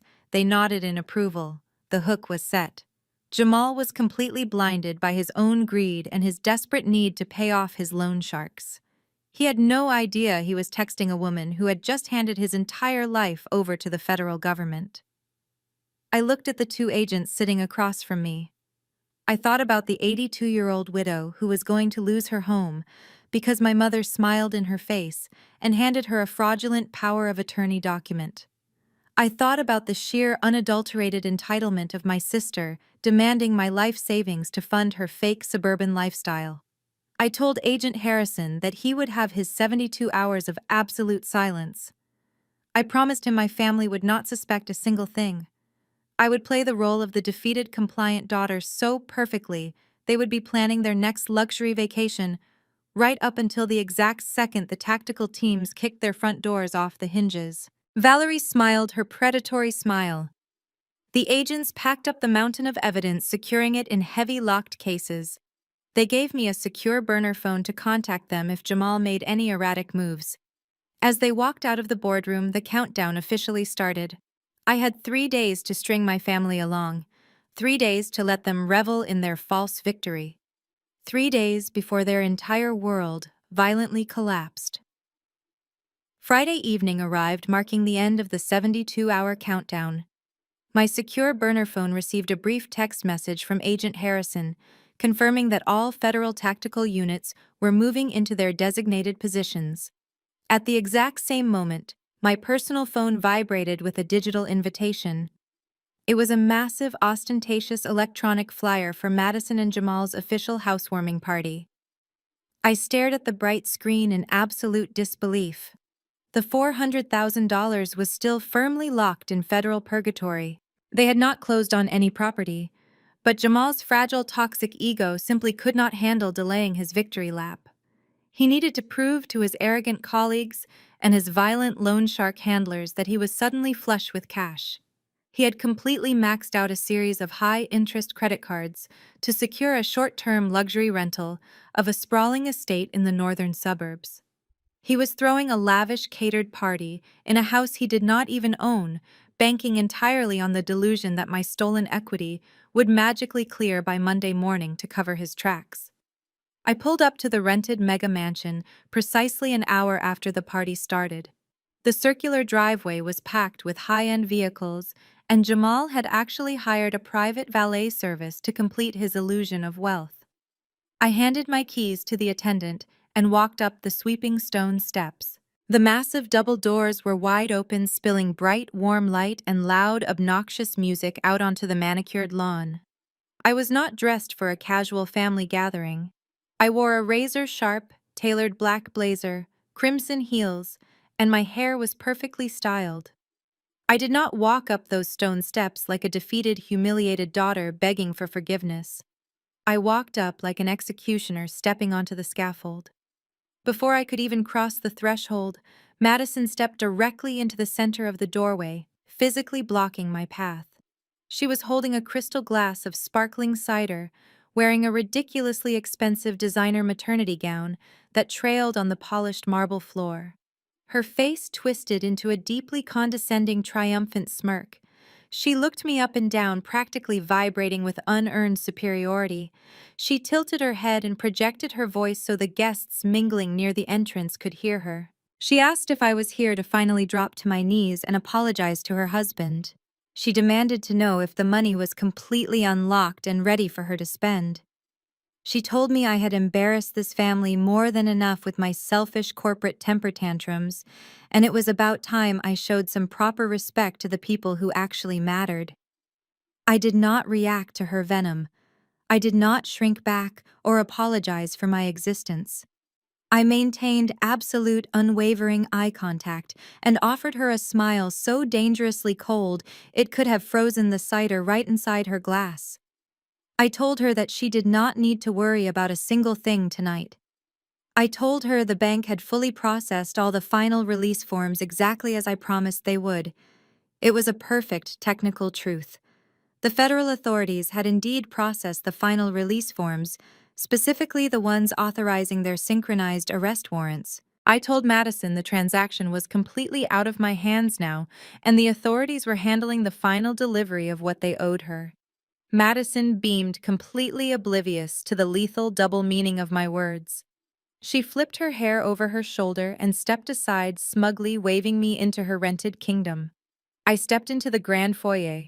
The scene playing out in front of me was a masterpiece of pathetic criminal delusion. Jamal was holding court in the center of the massive living room. He was surrounded by his sleazy real estate colleagues and a few sharp-looking, intimidating men I immediately identified as his underground associates, checking up on their investment. Jamal was laughing loudly, swirling a glass of expensive scotch, loudly bragging about his brilliant negotiation skills and his new suburban real estate portfolio. He looked exactly like a man who believed he had successfully outsmarted the entire world. I scanned the crowded room and found my parents. Richard and Patricia were standing near the extravagant catered buffet station, clinking glasses with an elderly couple I recognized from their upscale retirement community. Even now, standing in a fake house funded by maxed-out credit cards and stolen equity, they were still actively hunting. They were still playing the wealthy, benevolent retirees, probably buttering up those poor seniors for the next round of fraudulent power of attorney signatures. The sheer terrifying sociopathy of my parents, functioning seamlessly in a crowded room, made my jaw clench tight. I walked slowly through the crowd. Every step I took was carefully measured. I grabbed a glass of champagne from a passing waiter, but I did not drink it. I simply held it as a prop while I navigated the sea of fake friends, dangerous criminals, and ignorant relatives. Jamal caught my eye from across the room. He paused. His conversation gave me a highly patronizing wink and raised his scotch glass in my direction, silently toasting my total submission. He genuinely thought he had broken the mighty director of risk management. He thought he had successfully weaponized my career and my family against me to fund his miserable, fraudulent life. I offered him a slight knowing nod in return. I let him drink his expensive scotch. I let Madison parade around the room in her designer maternity gown, accepting compliments on a house she was renting by the hour. I let my parents bask in the glow of their imaginary wealth and their predatory social climbing. They were standing at the absolute pinnacle of their massive, fragile mountain of lies. And I was the only person in the room who knew the entire mountain was rigged with federal explosives. I moved toward the center of the room, weaving through the guests, waiting for the perfect moment to bring their entire fake empire crashing down to the floor. I walked with absolute purpose toward the back of the massive living room, where Jamal had set up a professional audio station. A young DJ was busy mixing upbeat tracks, completely unaware of the absolute devastation about to unfold. I reached into my blazer, pulled out a crisp $100 bill, and placed it directly on his turntable. I looked him in the eye and told him to kill the music and hand me the microphone. He took one look at my face, snatched the bill, faded the music to absolute silence, and stepped away. The sudden jarring quiet swept through the extravagant room like a shockwave. The laughter died instantly. The clinking of crystal glasses stopped. Dozens of faces turned toward the DJ booth expecting a toast or a grand announcement from the family. Madison smiled, adjusting her designer maternity gown, clearly expecting me to deliver a public apology, and announced that I was finally handing over my wealth to her husband. Jamal puffed out his chest, waiting for his coronation. I gripped the microphone. I did not smile. I looked across the sea of expectant faces and let my voice ring out, amplified by the high-end speaker system. I said, "Good evening, everyone. I want to welcome you all to this spectacular estate. It truly is a stunning piece of real estate. But before we raise another glass to the happy couple, I think it is vitally important that we clarify exactly what we are celebrating tonight. We are not celebrating a closing. We are not celebrating a new mortgage. I want to welcome every single one of you to the house my brother-in-law rented by the hour, using a stack of maxed-out high-interest credit cards that are scheduled to be permanently declined by tomorrow morning." A collective gasp echoed through the grand foyer. The silence that followed was so absolute you could hear a pin drop on the marble floor. Madison froze, the smug, triumphant smile physically dropping from her face as if she had been slapped. Jamal turned the color of ash. The arrogant, wealthy persona he had spent the entire evening projecting shattered into a million pieces in front of his sleazy industry colleagues and his dangerous underground associates. I looked directly at the sharp-suited loan sharks standing near the bar. I saw their eyes narrow as they instantly realized the man they were guarding was completely, hopelessly broke. My father could not handle the public exposure. The meticulously crafted illusion of his wealthy, successful family was burning to the ground in front of his country club friends. Richard let out a guttural roar of absolute rage. He dropped his drink, shoved his way through the crowd of horrified guests, and charged directly at me. His face was purple with fury, and he raised his heavy hand, fully intending to strike me across the face in front of everyone. I did not flinch. I did not step back. With my free hand, I reached into my blazer and pulled out the folded, officially stamped document I had printed from the county database. Just as he lunged into my personal space, I whipped the paper through the air and slapped it directly against his chest. I stared into his furious, bloodshot eyes and spoke right into the microphone so the entire room could hear every single syllable. I asked him, "Which hand are you going to hit me with, Dad? Are you going to use the hand you are raising right now, or are you going to use the hand that signed the bank foreclosure notice on your own childhood home this morning?" Richard stopped dead in his tracks. His raised arm trembled and slowly fell to his side. The paper fluttered from his chest and landed on the floor between us. The bold black letters spelling out "Notice of Default and Foreclosure" stared up at him. The elderly couple from the country club, the ones Patricia had been buttering up by the buffet, actually took a physical step away from my parents, their faces twisting in revulsion and shock. The wealthy facade was completely dead. They were exposed as desperate bankrupt frauds. Across the room, total panic set in. Jamal was sweating profusely. Heavy beads of moisture rolled down his face, ruining his expensive collar. He looked at the loan sharks who were now actively moving toward him, their expressions dark and violent. Jamal realized his fake empire was entirely gone. He dropped his crystal Scotch glass. It shattered violently against the marble floor. He turned his back on his pregnant wife, abandoned his in-laws, and began to sprint frantically toward the heavy French doors leading to the back patio. He was trying to sneak out like a coward. I raised the microphone back to my lips. My voice cut through the rising chaos like a razor blade. I called out to him. I said, "Going somewhere, Jamal? I have a quick legal question for a senior loan officer. How many years in a federal penitentiary do you get for wire fraud, identity theft, and the systematic financial exploitation of senior citizens in this country? Is it 15 years? Or is it closer to 20? The exact second the word 20 left my mouth, the front double doors of the rented mansion were hit with a deafening explosive force. The heavy wood splintered inward as the doors were smashed wide open. The sudden blast of cold night air was instantly followed by a flood of flashing red and blue lights reflecting off the massive front windows. Federal agents poured into the foyer like a tidal wave. They were wearing heavy tactical vests, holding their badges high and shouting commands that completely drowned out the screaming guests. "Federal warrant," a deep voice bellowed. Nobody move. Keep your hands where we can see them. The party erupted into absolute hysteria. Wealthy socialites shrieked and dropped their expensive drinks, scrambling to press themselves against the walls. The loan sharks immediately raised their hands, wanting absolutely nothing to do with a federal raid. Jamal made a desperate, pathetic dive for the patio exit. He did not even make it 3 steps. 2 massive FBI agents in dark windbreakers intercepted him with terrifying speed. They tackled my brother-in-law right into the center of the extravagant catered buffet. The long table collapsed under their combined weight. Expensive silver platters flipped into the air. Shrimp cocktail, imported cheeses, and artisanal sauces exploded across Jamal's custom Italian suit. He hit the floor hard, crying out in pain and shock. The agents pinned him face down into the ruined food, twisting his arms behind his back. The sharp metallic click of heavy steel handcuffs ratcheting securely around his wrists echoed through the room. Jamal lay there covered in garbage, sobbing hysterically as they dragged him to his feet.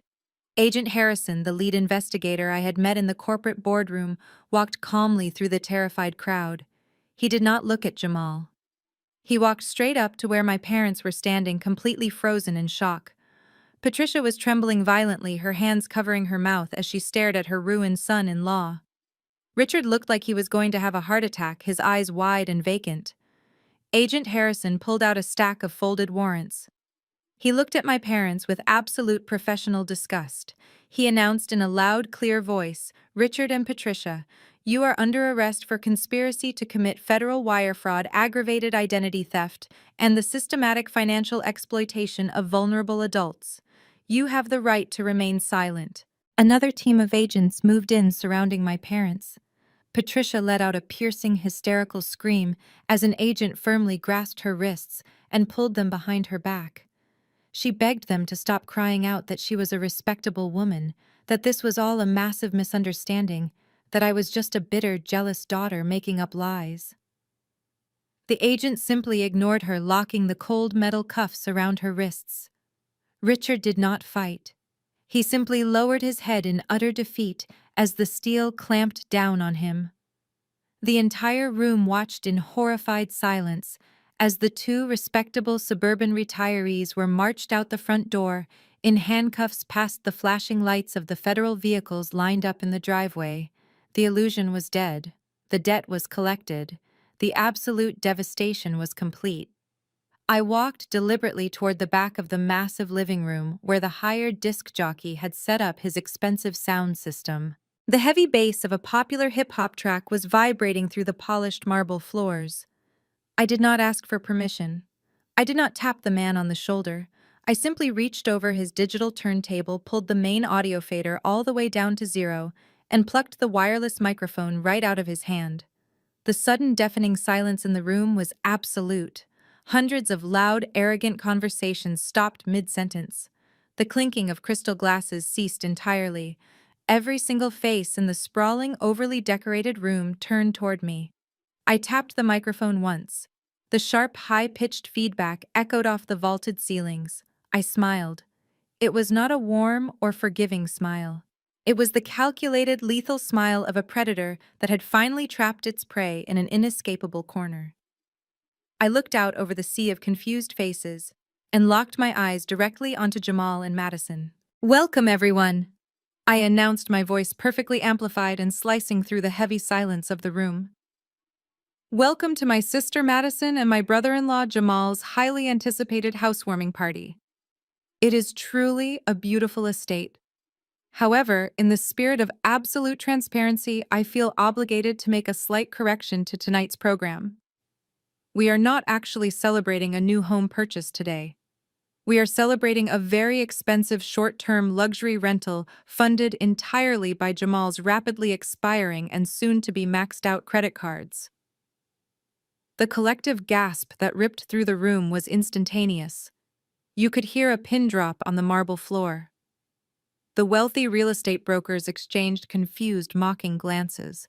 The underground loan sharks standing in the corner narrowed their eyes, their posture shifting from relaxed to highly threatening as they stared at Jamal. Madison's jaw completely unhinged.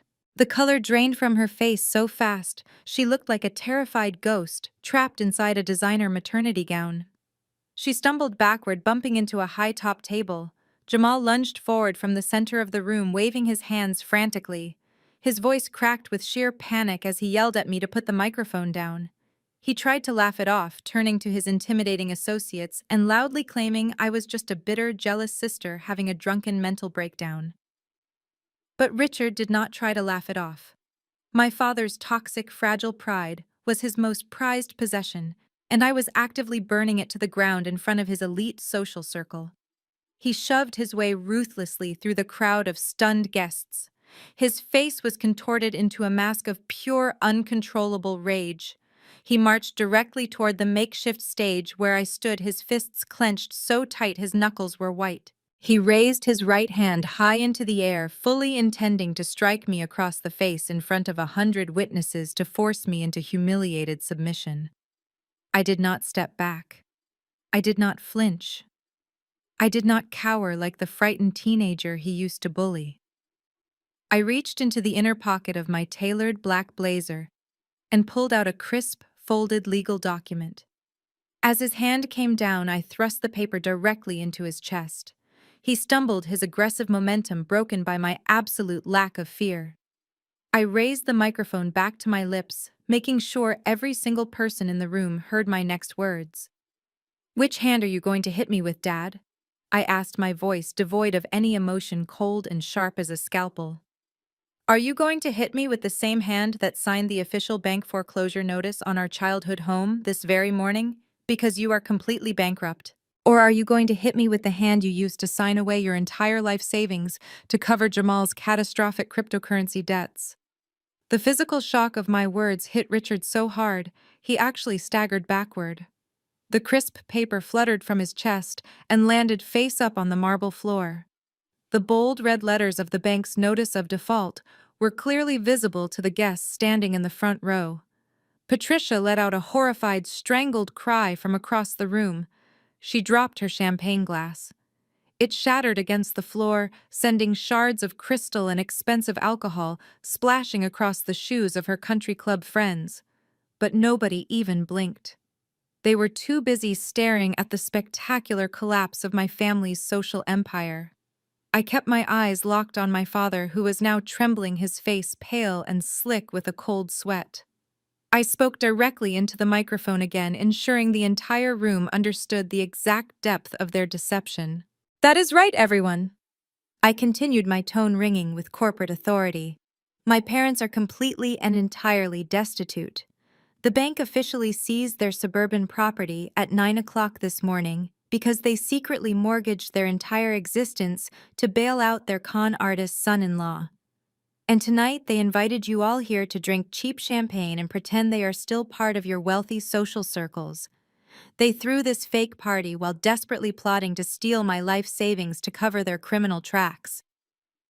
Madison let out a piercing, hysterical scream. She looked frantically at our parents, then turned to look at Jamal. The sheer horror in her eyes proved that she was finally realizing her entire reality was a fabricated lie. The limitless money was gone. The mega mansion was a rental. Her parents were broke, and the man she married was a fraud who had dragged her entire family into an unrecoverable financial abyss. I stood at the disc jockey booth holding the microphone, watching the absolute destruction of their carefully curated social facade. The illusion they had sacrificed me to protect was permanently shattered. They were stripped completely naked in front of the very people they had spent their entire lives trying to impress and manipulate. The wealthy guests began muttering, stepping away from Richard and Patricia, as if their bankruptcy was a contagious disease. Jamal was sweating profusely, his eyes darting toward the front door, calculating his odds of making a run for it before his underground creditors could intercept him. He thought he had outsmarted everyone. He thought he could use my penthouse equity to save his own skin and buy his way out of a death sentence. But I had just locked the doors to his burning house. I lowered the microphone, offering Jamal one final lethal smile. The social execution was complete, but the main event was just pulling up to the driveway. Jamal was practically vibrating with terror. The smug custom suit-wearing real estate mogul had completely vanished, replaced by a cornered rat. He wiped a thick layer of sweat from his forehead. His eyes darted desperately around the massive living room, searching for any possible exit. The underground loan sharks standing near the corner had already figured out the math. Their investment was gone, and Jamal had lured them to a fake celebration to buy himself time. They started moving toward him, their expressions hardening into pure menace. Jamal took a hesitant step backward. He bumped into a waiter, sending a tray of expensive hors d'oeuvres crashing to the floor. He ignored the mess and turned his body toward the heavy glass doors leading to the backyard patio. He thought he could slip away into the dark. He thought he could just vanish into the suburban night and run from the catastrophic failure he had orchestrated. I watched him inching toward the exit. I gripped the wireless microphone tighter and raised it back to my lips. My voice cut through the murmurs of the horrified guests, entirely halting Jamal in his tracks. "Brother-in-law," I announced, projecting my voice so it reverberated off the vaulted ceilings. "I have a quick legal question for you. How many years in prison do you get for federal wire fraud and the systematic financial exploitation of the elderly in the United States? Is it 20 years? Or do they give you consecutive sentences for all 62 senior citizens you robbed blind?" The words hit the room like a localized earthquake. The wealthy retirees my parents had been buttering up near the buffet suddenly gasped, taking horrified steps away from Richard and Patricia. Jamal froze completely. His hand hovered just inches from the brass handle of the patio door. He slowly turned his head to look at me. The absolute despair in his wide eyes confirmed he knew it was over. He realized I had not just stopped his loan. I had found his hidden files. I had found the 62 elderly victims. I did not even have to wait for his answer. The timing was orchestrated to absolute perfection. The very second the words left my mouth, a deafening crash echoed from the front of the estate. The massive custom double doors of the grand foyer were violently breached, swinging open with enough force to crack the pristine drywall. Simultaneously, the heavy glass patio doors right behind Jamal were kicked open from the outside, shattering a pane of glass onto the stone terrace. A swarm of federal agents flooded the rented mega mansion. They poured in through the front entrance, the back patio, and the side kitchen doors. They moved with terrifying, coordinated precision. They wore tactical gear and dark blue windbreakers with 3 highly visible, terrifying letters printed in bold yellow across their backs. FBI. Federal agents, nobody move, a booming voice commanded over a bullhorn. "Keep your hands exactly where we can see them." Total chaos erupted inside the luxury rental. The elite wealthy guests shrieked in sheer terror, dropping their crystal glasses and scrambling away from the center of the room. The underground loan sharks instantly froze, raising their hands high in the air, recognizing immediately that federal tactical units were not people you run from or negotiate with. Jamal panicked. Blind, irrational terror took over his entire body. He spun around and made a desperate, pathetic dash for the side hallway leading toward the garage. He made it exactly 3 steps. 2 heavily armored agents tackled him with the force of a freight train. They lifted him entirely off his feet and slammed him face first into the lavish catered buffet table. The impact was spectacular. Expensive silver chafing dishes crashed to the floor. Gourmet food ice and cocktail sauce splattered across Jamal's custom Italian suit. He groaned in severe pain as the agents pinned his arms brutally behind his back. The sharp metallic click of heavy steel handcuffs locking around his wrists was the most satisfying sound I had ever heard in my entire life. They hauled him upright, his face smeared with food in utter humiliation. He was hyperventilating, crying out that it was a massive mistake, begging someone to listen to him. Across the room, Richard and Patricia were trying to blend into the crowd of terrified guests. My father was physically attempting to hide behind an upscale real estate broker. It was a pathetic, cowardly display. Special Agent Harrison strode confidently into the center of the living room. He held a thick stack of authorized warrants in his hand. He looked around the chaotic scene, his eyes scanning the crowd, until he spotted my parents cowering near the massive stone fireplace. Richard and Patricia Agent Harrison announced, his voice carrying the absolute uncompromising weight of the federal government. "Step forward, immediately." My mother let out a shrill, hysterical wail. She collapsed onto her knees, sobbing violently, clinging to my father's pant leg. She cried out to her wealthy country club friends, begging them to help her, screaming that this was all a terrible misunderstanding and that she was a good person. Not a single person moved to assist her. They looked at her with pure, unadulterated revulsion. My father stood frozen, his face completely drained of blood. The arrogant patriarch who had screamed at me in his backyard just 2 days ago, demanding I hand over my life savings to him, was entirely gone. He looked like a frail, broken, pathetic old man who had just realized his entire life was over. 2 agents marched over to them. They grabbed Richard by the arms, forcefully spinning him around and locking handcuffs onto his wrists.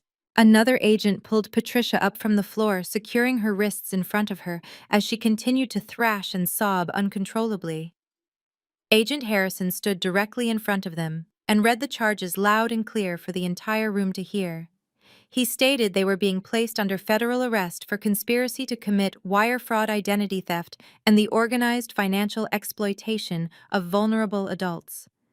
He informed them they had the right to remain silent, a right my mother desperately needed to exercise as she continued screaming her pathetic excuses into the void. I watched the entire spectacle unfold from my elevated position at the disc jockey booth. I did not blink. I wanted to burn this exact image into my memory forever. The flashing red and blue lights from dozens of federal vehicles parked outside illuminated the grand foyer, casting a harsh, unforgiving glow over the fake housewarming party. The people who had called me cold, who had demanded my life savings to cover their crimes, who had willingly offered me up as a human shield, were now facing the absolute ruin they had designed for me. The illusion of their wealth and superiority was not just broken, it was handcuffed, read its Miranda rights, and paraded out the front door in front of everyone they had ever tried to impress. The federal agents marched my parents toward the shattered front entrance. The scene playing out in front of me was absolute cinematic poetry. The same wealthy country club friends who had been drinking their expensive champagne and laughing at their jokes just 10 minutes ago were now holding up their smartphones. Dozens of glowing screens recorded every single second of Richard and Patricia being paraded through the foyer in heavy steel handcuffs. My father kept his head bowed, staring blankly at the polished marble floor, his shoulders completely slumped. He was utterly broken by the crushing, inescapable weight of public humiliation. My mother, however, was still aggressively fighting her reality. She shrieked at the cameras, frantically demanding her friends call their elite lawyers, begging someone to step forward and attest to her stellar character. A federal agent gently but firmly pushed her forward, silencing her hysterical, entitled demands as they marched her out into the cold night air. The flashing red and blue lights of the police cruisers painted their terrified faces in a harsh, unforgiving strobe. Their entire social empire, built on decades of toxic lies, fake wealth, and stolen equity, was completely incinerated in front of a live audience. As the heavy front doors closed behind the agents, a gut-wrenching wail echoed through the grand foyer. I looked down from the elevated disc jockey booth. Madison had collapsed entirely. The designer maternity gown she had proudly paraded around in was now tangled around her knees. She looked completely unhinged, her perfect hair plastered to her sweaty face. The golden child was finally waking up to the brutal reality of the real world. Her husband was facing decades in a federal penitentiary. Her parents were joining him. Her limitless bank account was a complete mirage. Madison scrambled across the marble floor on her hands and knees. She crawled directly to the base of the stage where I stood. She lunged forward, wrapping her arms tightly around my ankles. Her tears ruined her expensive makeup, leaving dark, messy streaks running down her pale cheeks.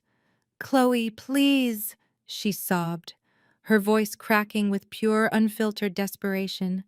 "You have to save me.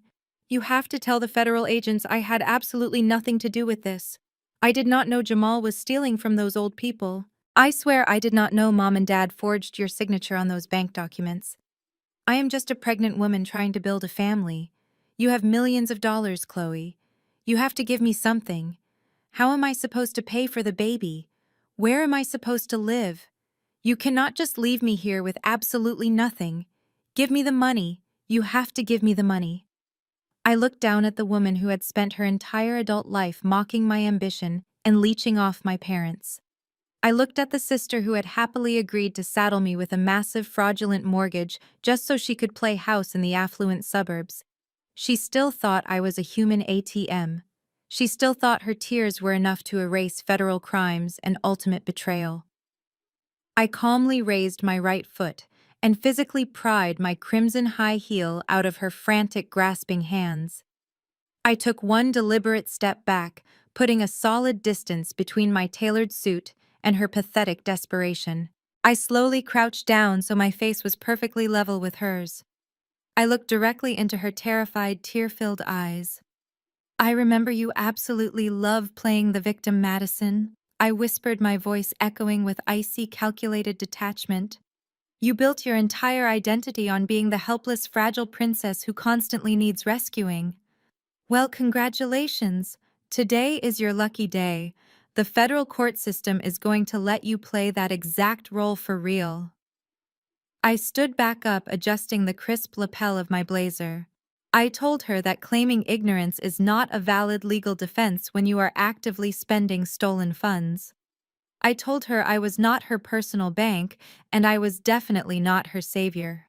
"As for where you are going to live," I continued, my voice carrying zero sympathy, "you can start by figuring out how you are going to pay the rent for this fake mega mansion. Jamal maxed out his credit cards to secure this venue for the night, and his accounts are currently frozen by the government. I highly doubt the landlord takes apologies as a valid form of payment. Welcome to the real world, little sister." I turned my back on her loud, hysterical sobbing. I did not look at the remaining guests whispering in the corners. I did not look at the shattered patio glass or the ruined catered buffet. I walked straight out the front doors, breathing in the crisp, cool night air. The circular driveway was chaotic with federal vehicles, but my car was parked safely to the side. I handed the valet ticket to a very confused attendant, who quickly retrieved my vehicle. I slid into the driver's seat, started the powerful engine, and drove away from the flashing police lights. I left the toxic, parasitic wasteland of my family completely behind me in the rearview mirror. The drive back to the city was the most peaceful commute of my entire life. The suffocating weight of familial obligation that had anchored me down for 34 years was permanently severed. I had faced the ultimate betrayal, and I had completely annihilated the threat. My career was locked down and secure. The corporate board now viewed me as an absolute titan of risk management. My wealth was completely untouched. I pulled into the private underground garage of my high-rise building.